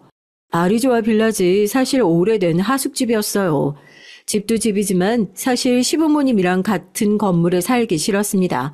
가끔 만나도 온갖 시집살이로 피곤해 죽겠는데 한 건물에 살면 매일 본다고 생각하면 끔찍해요. 전 그제야 정신 차렸어요. 오히려 시부모님이 아들은 안 봐주신다고 한 게 다행인지도 몰라요. 시부모님과 잘 맞지 않는데 괜히 애를 맡기면 사이가 더 안 좋아질 게 뻔하니까요. 저는 긍정적으로 생각하기로 했습니다. 돈이야 좀 부족하면 어때요? 다시는 돌아오지 않는 아들의 귀여운 어린 시절을 함께 보낼 수 있는데 말이죠. 그건 돈으로 절대 살 수 없는 일이니 우선 1년만 열심히 키워보자 싶었습니다. 육아휴직이라고 생각하고 1년간 악착같이 아껴서 생활하면 못 살 것도 없으니까요. 전 1년 동안 꼼짝없이 집에서 육아만 했어요. 매일 운동만 하던 사람이 마음대로 외출도 못하고 집에서 말도 못하는 아기랑만 지내며 하루 종일 씨름을 하는 게 여간 힘든 일이 아니더라고요. 정말 제 인생에서 가장 힘들었던 시간을 꼽으라면 그때였던 것 같아요. 왜 엄마들이 육아 우울증에 걸리는지 알겠더라고요. 제가 이런 말을 하면 친구들도 그렇고 저희 부모님까지 제 말을 안 믿었어요. 너처럼 선머슴 같은 애가 무슨 우울증이야? 그거 그냥 나가서 놀지 못하니까 답답해서 그러는 거야. 집에 있는 게 그렇게 힘들면 아이 데리고 가게 나와서 가게나 좀 봐. 다른 집들은 딸이 애 보느라 힘들다고 하면 애도 봐주고 반찬도 해다 준다는데 저희 친정엄마는 역시나 달랐습니다. 엄마도 마음 편하게 집에서 애나 봤으면 좋겠다고 하시면서 그렇게 힘들면 나와서 가게나 보래요. 본인이 애 봐줄 테니까요. 제가 뭘 바라고 말했나 싶더라고요. 우리 가족 스타일이 원래 다 그래요. 다들 무뚝뚝하고 위로라고는 못하는 사람들이죠. 제가 마음이 약해지기는 약해졌는지 예전 같으면 욱해서 됐다고 엄마한테 뭘 바라냐고 하면서 전화를 끊어버렸을 텐데 서운해서 눈물까지 찔끔 나더라고요. 기댈 사람이라고는 없었습니다. 전 매일 남편 퇴근 시간만 기다리고 있었어요. 믿을 거라고는 남편밖에 없다는 사실이 너무 서글펐습니다. 그러면 뭐래요? 남편이라는 인간은 매일매일 이런저런 핑계를 대면서 늦게 왔는데. 애들 시험이 얼마 안 남아서 이번 주는 내내 야근이네. 당신 먼저 일찍 자. 뻥치고 있네. 이번 주 자전거 동호회 사람들 한강에서 야간 바이킹 하는 거 나도 다 알거든. 어디서 감히 날 속여? 우리 자기 알고 있었구나. 나만 가기 너무 미안해서 그렇지. 자기도 알잖아. 한강 야간 바이킹 하면 기분 끝내주는 거. 이번엔 내가 가고 다음번엔 자기가 가. 그러니까 이번엔 이해해주는 거다. 어? 저도 다 알고 있어요. 남편이 이런저런 핑계를 대고 매일 운동하거나 취미생활을 즐기고 있다는 걸요. 저에게 여러 번 걸린 적도 있었지만 전 너무 지쳐서 화를 낼 기운조차 없었습니다. 그리고 제가 배려해주다 보면 언젠간 남편도 제 마음을 알고 저도 배려받을 수 있을 줄 알았어요. 그런데 도저히 참아줄 수 없는 일이 있었습니다. 배려는커녕 계속 봐주니까 이 인간이 저를 아주 호구로 알더라고요. 남편이 제게 거짓말을 했어요. 평소에 하던 사소한 거짓말이 아니라 정말 저를 작정하고 속였어요. 학원 선생님들끼리 1박 2일 워크숍이 있어서 다녀온다고 했는데 알고 보니까 사이클 동호회에서 주최한 자전거 코스 여행을 다녀온 거더라고요. 모르는 사람들은 지금까지 다른 것도 다 이해해줬으면서 그게 뭐가 그렇게 큰일이냐고 할 수도 있지만 저에겐 너무나 큰일이었습니다. 저도 자전거 타는 걸 너무 좋아해요. 그래서 그 코스 여행을 꼭 가고 싶었거든요. 신혼 초에도 꼭 같이 가자고 약속한 적도 있었고요. 그런데 제게 말 한마디 없이 혼자 다녀온 거였죠. 그걸 제가 어떻게 알았냐고요? 자전거 동호회 회장님이 남편인 줄 알고 단톡방에 저를 초대한 거예요.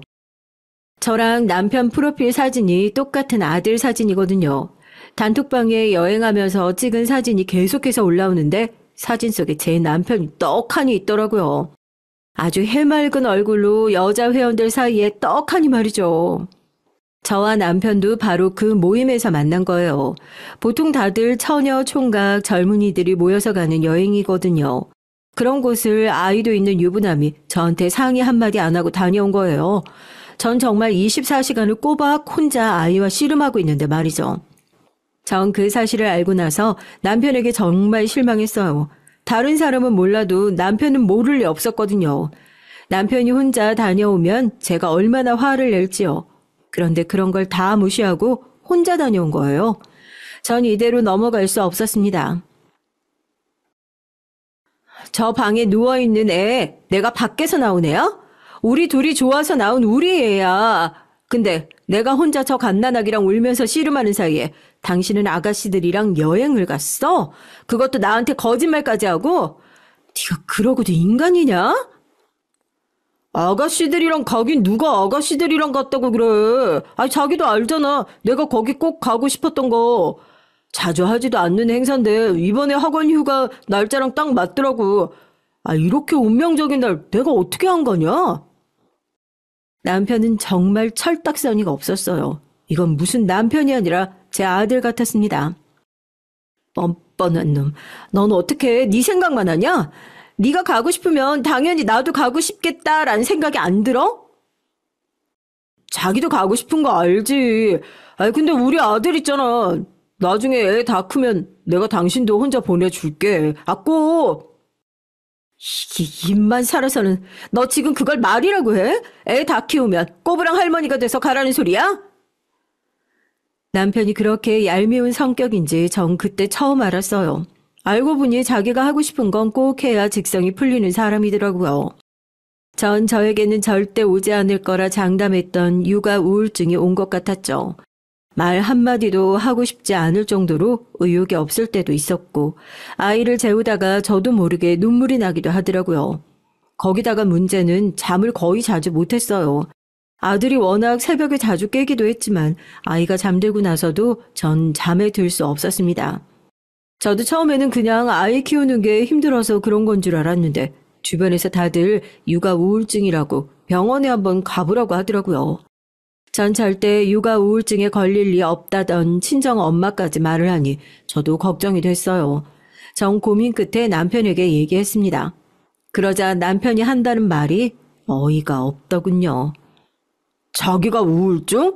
말도 안 돼. 당신 요즘 매일 움직이지도 않고 집에 매일 누워만 있으니까 의욕도 없고 잠도 안 오는 거야.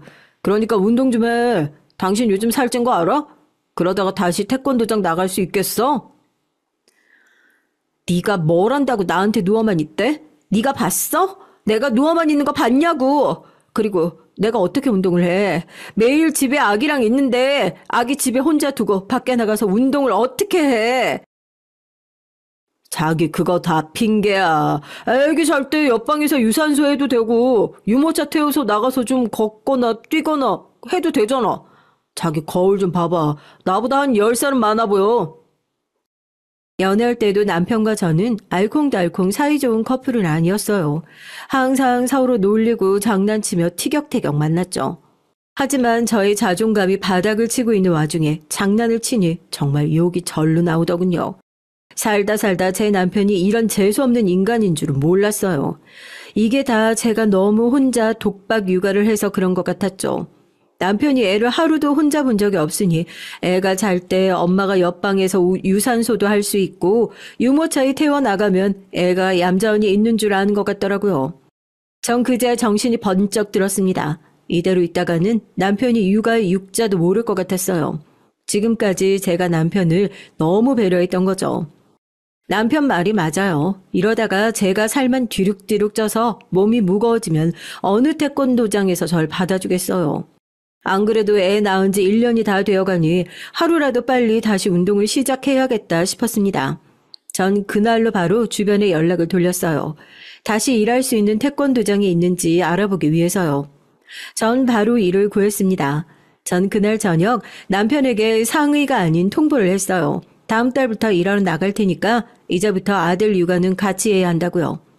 그러자 남편은 아주 노발대발했어요. 자기랑 상의 한마디 없이 마음대로 결정하면 어떡하냐고요. 상의? 당신은 지금까지 뭐 할 때마다 나랑 상의했어? 심지어 당신은 내가 주말에만이라도 수영 가지 말고 애 좀 봐달라고 했더니만 그것도 안 들어줬잖아. 아니 그럼 1년치를 미리 등록해 놨는데 중간에 어떻게 그만둬? 나도 이미 일하러 가겠다고 말한 거라 할 수 없어. 이렇게 당장 나가겠다고 하면 우리 아들은 어떡해? 설마 저 어린 걸 어린이집에라도 보내겠다는 거야? 어린이집이든 보모든 알아봐야지. 그렇게 아들 걱정되면 당신이 집에서 좀 보든지. 처음엔 농담인 줄 아셨던 친정 부모님도 제가 우울증으로 힘들어한다는 걸 아시고 어린이집이나 아이를 봐주실 분이 마땅치 않으면 친정에서 좀 도와주신다고 했어요. 하지만 전 남편 하는 짓이 괘씸해서 그 얘기는 하지 않았습니다.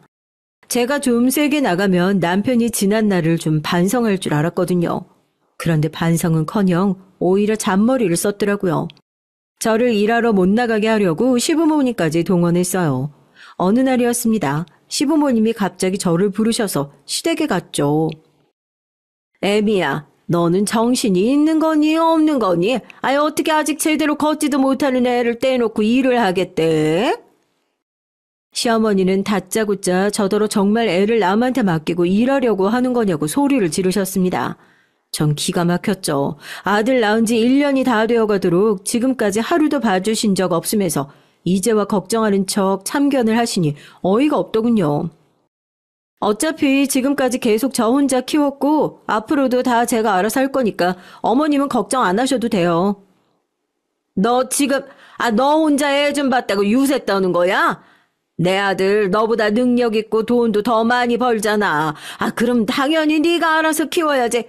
당연한 거 가지고 뭐가 그렇게 불만이 많어. 능력 있고 돈 많이 벌면 자기 새끼 자기가 안 키워도 된다고 누가 그래요? 전 처음 듣는 소린데요. 어머, 얘 말하는 것 좀 봐. 내가 지금까지 너 기분 나쁠까봐 말 안 했는데, 네 동서는 그 좋은 회사 다니면서도 애 혼자 다 보고 시부모님이라고 우리까지 얼마나 살뜰히 챙기는 줄 알아? 또 시작이었습니다. 제가 시댁에 오는 걸 가장 싫어하는 이유가 바로 이거예요. 무슨 말만 나오면 결국 저와 동서를 비교하셨죠. 결혼한 직후부터 그랬어요. 남편 내는 아들만 둘이에요. 남편이 장남이고 바로 1살 터울 동생이 있죠. 결혼도 비슷하게 했습니다. 제가 1년 먼저 결혼하고 바로 다음 해에 서방님과 동서가 결혼했어요. 사실 1년 새에 혼사를 2번이나 치르는 게 쉬운 일은 아닌데 다 이유가 있었습니다. 저와 남편이 결혼하고 얼마 안 있다가 바로 서방님과 동서가 임신해서 어쩔 수 없었죠. 그나마도 저희가 결혼한 직후라 바로 할 수 없어서 아예 동서는 아기를 낳고 결혼식을 올렸어요. 저희 시부모님은 워낙 고지식한 옛날 분들이에요. 겉으로만 쿨하고 좋은 척 하시지 속은 그렇지 않으시거든요. 저와 동서가 임신했다고 했을 때 시부모님은 난리가 났었어요.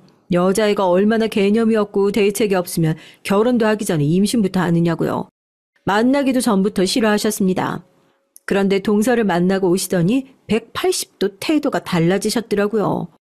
동서네 친정이 알아주는 땅 부자래요. 대대로 내려온 재산도 많아서 동네에서 알아주는 알부자랍니다. 그 말에 시부모님이 아주 쏙 넘어가셨더라고요. 동서네 친정에서는 결혼하면 서방님에게 자동차에 명품 시계까지 사줬습니다. 그걸 시어머니께서 제 앞에서 얼마나 자랑을 하시는지 아주 귀에 딱지가 앉을 것 같았죠. 남편도 부러워하는 것 같더라고요. 그때부터였습니다. 제 성격상 남하고 비교하고 부러워하는 편이 아닌데도 남편이나 시부모님이 너무 티를 내니까 저로선 동서를 의식 안 할 수가 없었어요. 지금까지 나름대로 잘 버텼습니다. 애초에 저랑 동서는 전혀 다른 환경에서 자랐기 때문에 비교해봐야 제 속만 아프니까요. 제가 배알 좀 꼬인다고 동서에게 시부모님께 적당히 하라고 할 수도 없잖아요. 그때까지는 시부모님도 제 앞에서 대놓고 비교하신 적은 없었으니까 저도 대충 모르는 척 넘기고 했어요. 그런데 그 이후로는 시부모님이 아주 치사하게 나오셨습니다. 물꼬가 한번 터지니까 대놓고 저와 동서를 비교하더라고요. 명절날 있었던 일이에요. 동서는 시댁에 올 때마다 항상 이것저것 바리바리 쌓아왔죠. 친정에서 부모님이 가져다 드리라고 했다면서요. 저도 물론 친정이 과일 가게를 하시다 보니까 매번 가장 좋은 특상품으로 가져다 드리곤 했죠. 그런데 하필이면 이번 명절에 동서가 딱 봐도 비싸 보이는 고급 과일 바구니를 가지고 왔더라고요.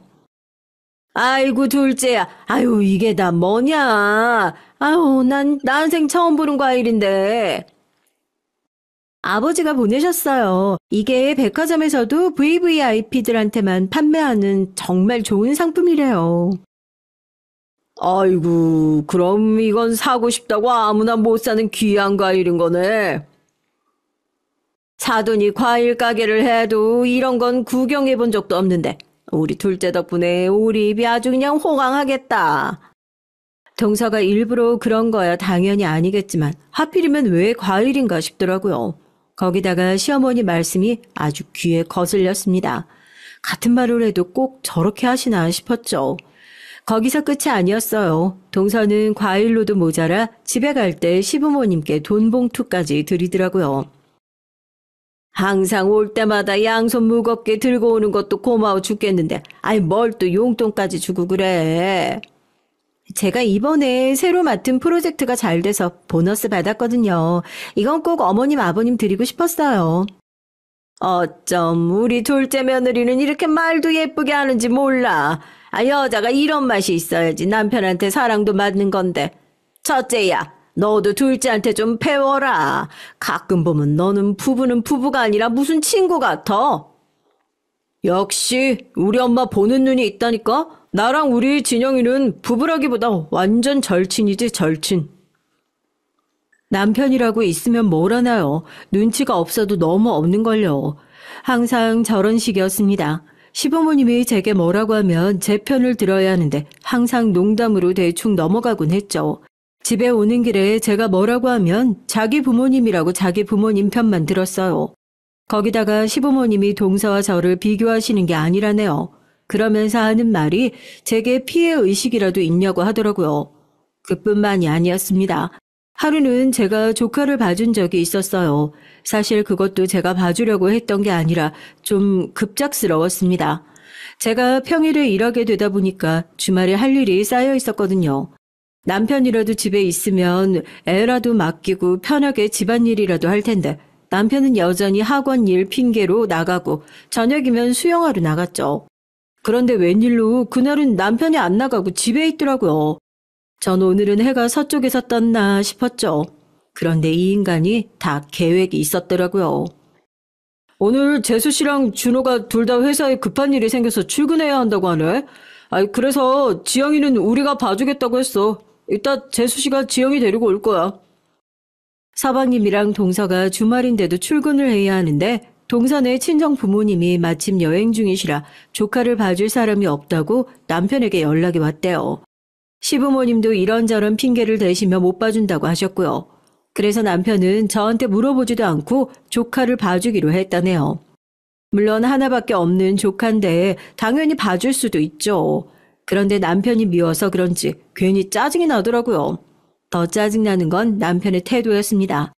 조카가 집에 왔는데도 자기는 곧바로 수영하러 가겠다는 거예요. 4살 배기 조카랑 돌쟁이 아들을 둘 다 저한테 맡기고요. 당신이 데려다 놨으면 당신이 봐야지. 당신 조카를 지금 나더러 보라는 거야? 애들 보는 건 당신이 전문이잖아. 지영아, 작은 엄마 태권도 선수야. 태권도 가르쳐 달라고 해. 자기야, 나 수영하고 금방 올 테니까 애들 보고 있어. 남편이라는 인간은 자기 할 말만 해놓고서는 나가버렸습니다. 저는 엉망이 된 거실에 멍하니 앉아 있었죠. 조카는 제 눈치를 보고 있었고 아무것도 모르는 저희 아들은 장난감을 입으로 물어뜯으며 해맑게 웃고 있었습니다. 조카가 보기에도 제가 화난 것처럼 보였는지 제게 괜찮냐고 물어보더라고요. 이 어린아이 눈에도 지친 제 얼굴이 보이는 게 저희 남편의 눈엔 보이지 않나 봐요. 전 남편의 태도에 슬슬 지쳐갔습니다. 제가 일을 하면 좀 변할 줄 알았는데 화도 내고 싸워도 보고 해볼 수 있는 걸 다 해봐도 남편은 변할 기미가 보이지 않았어요. 그날 저녁 동서와 서방님이 조카를 집으로 데리러 왔죠. 얼마 안 있다가 남편도 집에 들어오더군요. 수영만 갔다 온다던 사람이 저녁 때가 다 돼서야 돌아왔어요. 동서는 제가 조카를 봐준 게 아무래도 신경이 쓰였는지 오면서 초밥을 포장해온다고 하더라고요. 전 그래도 다행이다 싶었어요. 하루 종일 애들한테 시달리느라 정말 밥을 떠먹을 힘도 없었거든요. 그런데 이게 웬일이에요? 이쯤 되니 제가 이상한 사람인가 싶을 정도로 이 집 식구들은 다들 눈치도 없고 이상했습니다. 글쎄 동서는 애를 맡겼으면 그냥 혼자 와서 애만 데리고 가면 되지. 굳이 온 식구를 다 총동원해서 왔더라고요. 서방님에다가 시부모님까지 다 모시고 왔어요.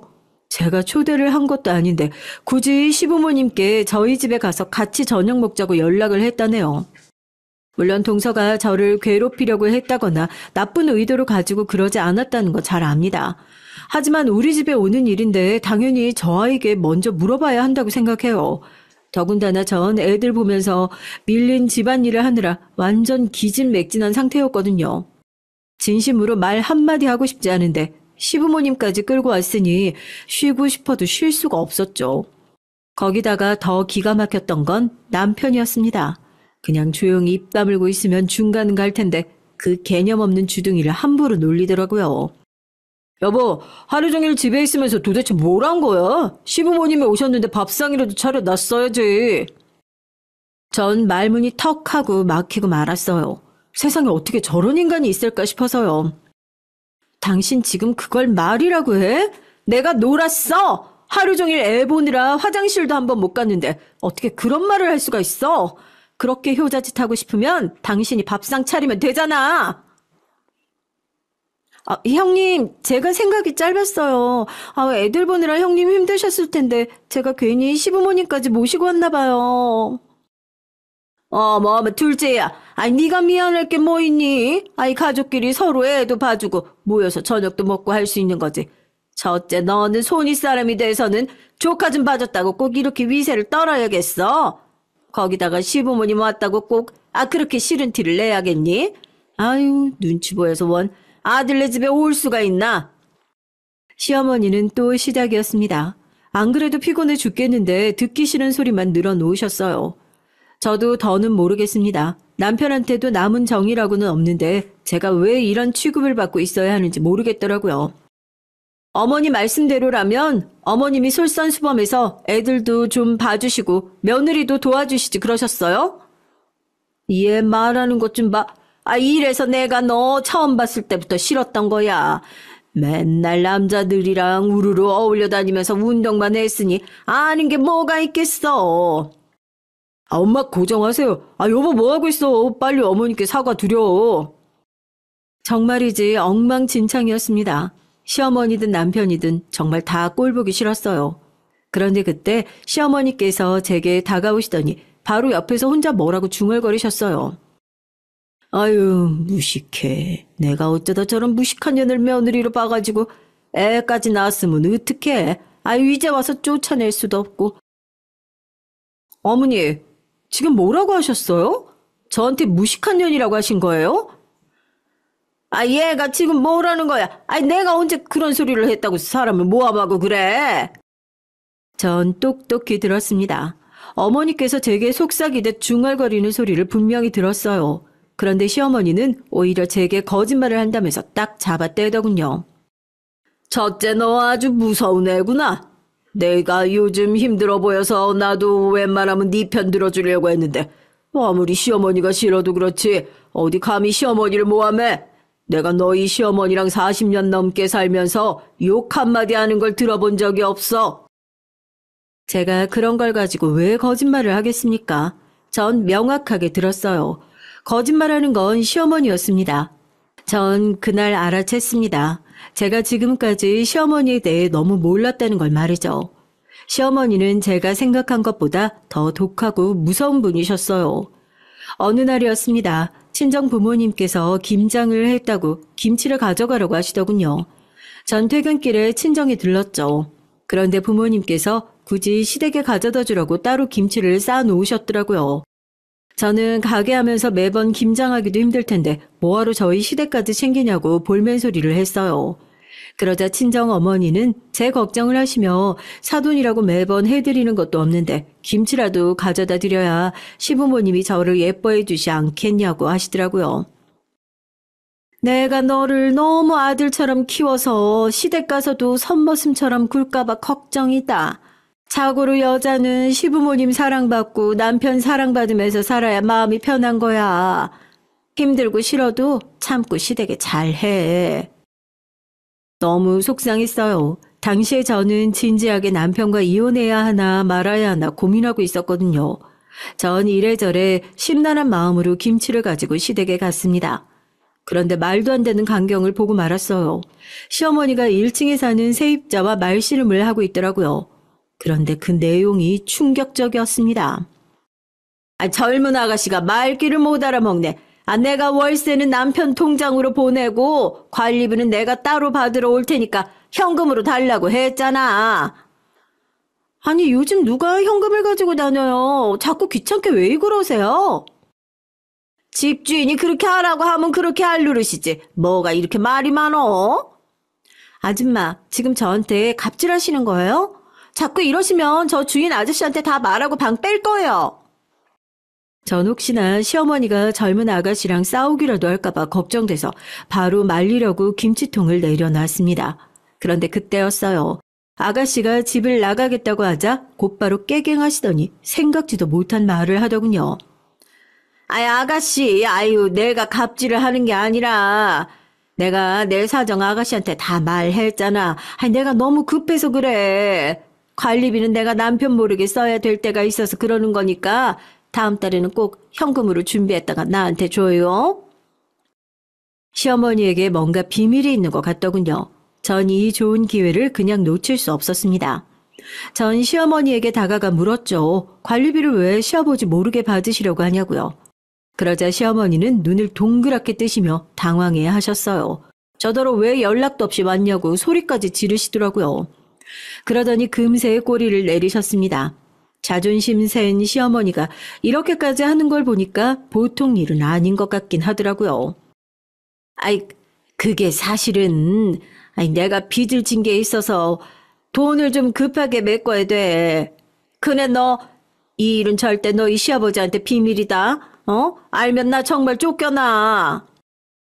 알고 보니 시어머니께서 아버님 몰래 관리비를 빼돌려 동네 아줌마들과 계를 하셨나 봐요. 그러다가 개조 아줌마가 돈을 가지고 도망가서 난리가 난 거죠. 전 시어머니가 잘못하신 것도 아닌데 그냥 시아버지에게 사실대로 말씀드리는 게 낫지 않겠냐고 했지만 시어머니는 절대 안 된다고 하셨어요. 사실은 내가 돈 실수를 한 게 처음이 아니야. 전에도 이런 적이 있어서 한 번만 더 돈 가지고 허튼 짓 하면 너희 시아버지가 나 쫓아낸다고 했어.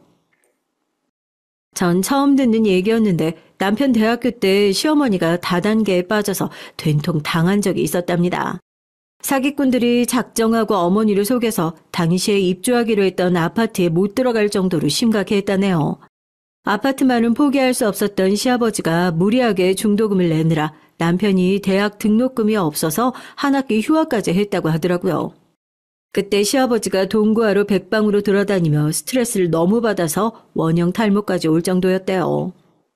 시어머니는 제게 부탁을 넘어 거의 애원을 했습니다. 500만 원 정도밖에 안 되는 돈이라 몇 개월 관리비만 빼돌리면 충분히 메꿀 수 있으니까 제게 비밀을 꼭 지켜달라고요. 시아버지처럼 꼼꼼한 분이 과연 모르실까 싶었지만 전 우선 시어머니의 말대로 해드리기로 했어요. 저도 시어머니와 조금이나마 가까워질 수 있지 않을까 싶어서요. 그런데 제 기대가 너무 컸나 봐요. 시어머니는 저와 잘 지낼 생각이 없는데 저 혼자 착각했습니다. 시어머니 생신날이었어요. 전 마지막으로 노력해보자 싶었죠. 친정 부모님 말씀대로 아들을 생각해서라도 시부모님과 남편과 잘 지내보려고요. 전 시어머니께서 좋아하시는 꽃다발을 사서 이제 막 뛰어다니기 시작한 아들에게 할머니에게 가져다 드리라고 했죠. 시어머니는 아들이 건넨 꽃을 보고 너무 좋아하셨습니다. 고맙다고 눈시울까지 붉히시더라고요. 전 마음을 가다듬었죠. 아무리 믿고 싫어도 가족이니 생신은 기분 좋은 마음으로 축하드리자 싶었어요. 그런데 저만 마음을 곱게 먹으면 뭘 하나요? 상대방이 제 마음을 받아줄 생각이 없는걸요. 식당은 재아가 예약을 했어요. 저희와 동서네가 번갈아 돌아가면서 식당 예약을 하거든요. 예약한 쪽에서 계산까지 하고요. 처음엔 저희도 항상 반반씩 했었는데 그게 또 문제가 있어서요. 동서가 식당 예약을 하면 좀 당황스럽더라고요. 왜냐고요? 전 태어나서 한 번도 가본 적이 없는 고급 호텔 뷔페나 너무 고가의 한식당을 예약해서 가격이 말도 안 되게 나왔죠. 그 돈이면 온 식구가 다 여행을 가도 갈 만한 금액이더라고요. 남편도 처음엔 자기가 형인데 그 정도도 못 내겠냐 싶었는데 나중에는 본인이 부담이 됐는지 먼저 그냥 한 집씩 돌아가면서 하자고 하더라고요. 그러다 보니 전 항상 식당을 예약할 때마다 너무 고민이 됐어요.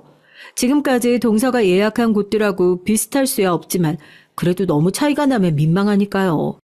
거기다가 최근에는 동서가 있든 말든 그 앞에서도 시어머니가 저를 아주 개무시를 하시니 더 신경이 쓰였죠. 시어머니께서 워낙 회를 좋아하세요. 그래서 전 큰맘 먹고 유명한 횟집에 예약을 했습니다. 워낙 예약하기 힘든 집이라고 하길래 한 달 전에 예약까지 해뒀어요. 그런데 식당에 들어가자마자 시어머니는 인상을 구기더니 먹는 내내 표정이 좋지 않았습니다. 전 신경이 쓰여서 혹시 입맛에 맞지 않으시냐고 물었어요. 그러자 시어머니께서 하시는 말이 제 신경을 건드렸습니다. 내가 바닷가 출신이라 회는 딱 한 점만 먹어보면 아는 거 알지? 이거 뭐 양식이야. 사람들이 자연산이라고 속여서 파는 거지. 어머님도 참, 요즘 그런 거 속여서 팔면 큰일 나요. 제가 알아봤는데 여기 사장님이 되게 유명한 셰프더라고요. 의심하지 마시고 한번 드셔보세요. 맛은 제가 장담한다니까요. 어머, 네가 뭘 한다고 장담을 하니? 너 이렇게 비싼 애 먹어본 적이나 있어? 그나마 네가 내 아들이라도 만나서 결혼했으니 이런 거라도 구경하는 거지.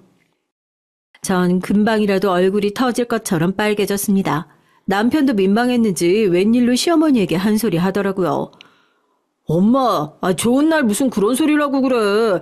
진영이가 맛있는 집 찾는다고 얼마나 고생했는데. 고생은 무슨, 이런 거 알아보는 게 무슨 고생이라고.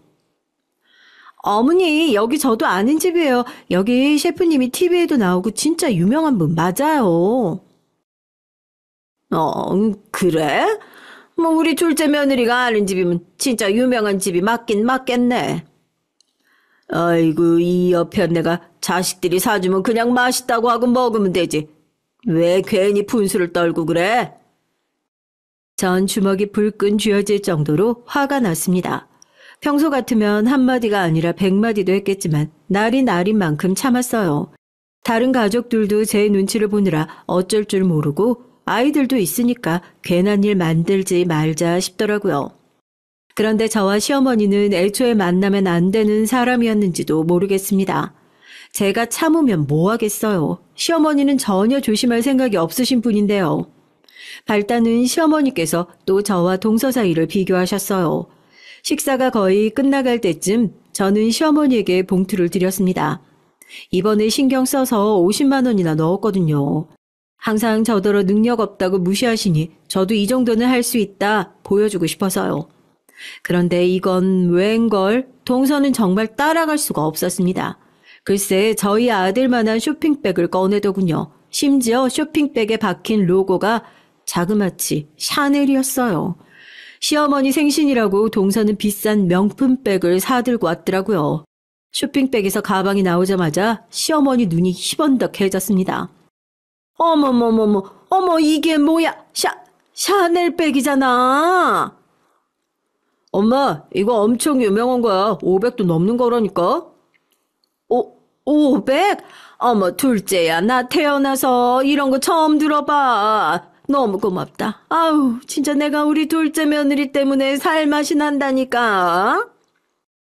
전 표정 관리가 안 됐어요. 이미 제가 드린 봉투는 잊힌 지 오래였습니다. 전 마음이 불편했어요. 제가 아무래도 동서 선물을 너무 의식했는지 그만 실수를 하고 말았어요. 계산하려고 계산대로 갔는데 신용카드를 낸다는 게 잘못해서 제 체크카드를 낸 거예요. 그게 제 용돈 통장이라 돈이 거의 안 들어있는 건데 실수로 냈습니다.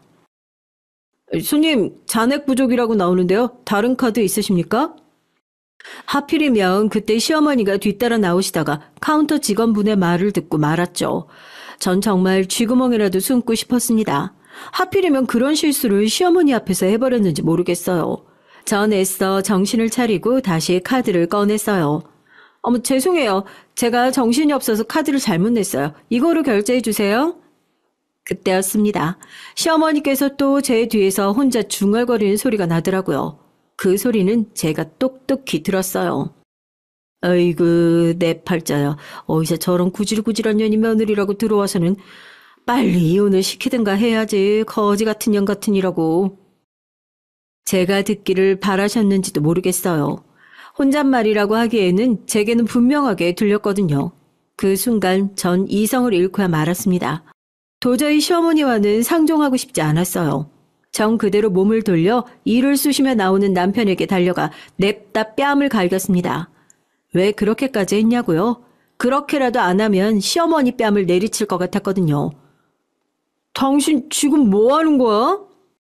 나 더는 못 참겠어. 등신 같은 너희 엄마 때문에 지겨워서 도저히 못 살겠다. 당장 우리 이혼해! 전 식당이 떠내려가라 소리를 질렀습니다. 전 진심이었어요.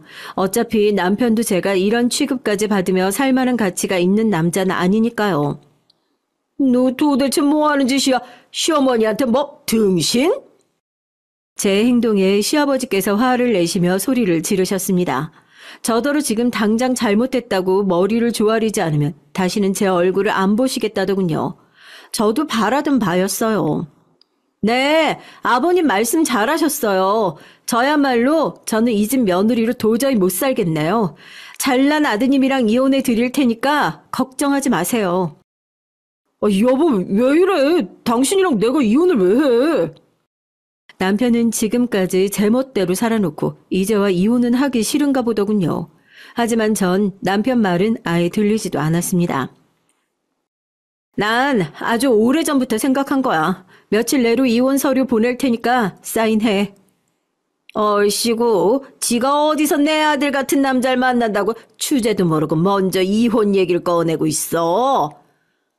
어머, 어머니, 혹시 치매세요? 뭐야? 치매? 너 미쳤어? 바로 얼마 전에 있었던 일인데 까먹으신 것 같아서요. 아, 그래. 너무 잘 됐네요. 동서가 준 가방, 그게 딱 500이라고 하니까 그거 팔아서 갯돈 떼인 거 메꾸시면 되겠네요. 제 말에 시어머니 얼굴이 터질 듯 빨개졌습니다. 그리고 시아버지가 무슨 소리냐고 난리가 나셨어요. 아, 맞다. 어머님이 비밀로 해달라고 했는데 제가 너무 무식해서 그만 까먹고 다 말해버렸네요. 저는 그대로 뒤도 돌아보지 않고 식당을 나와버렸어요. 속이 다 시원하더라고요. 그날 이후 어떻게 됐냐고요? 전 곧바로 남편과 이혼하고 아들과 둘이 살고 있습니다. 친정 부모님이 하시는 과일 가게에서 멀지 않은 동네에 작은 집을 하나 구했어요.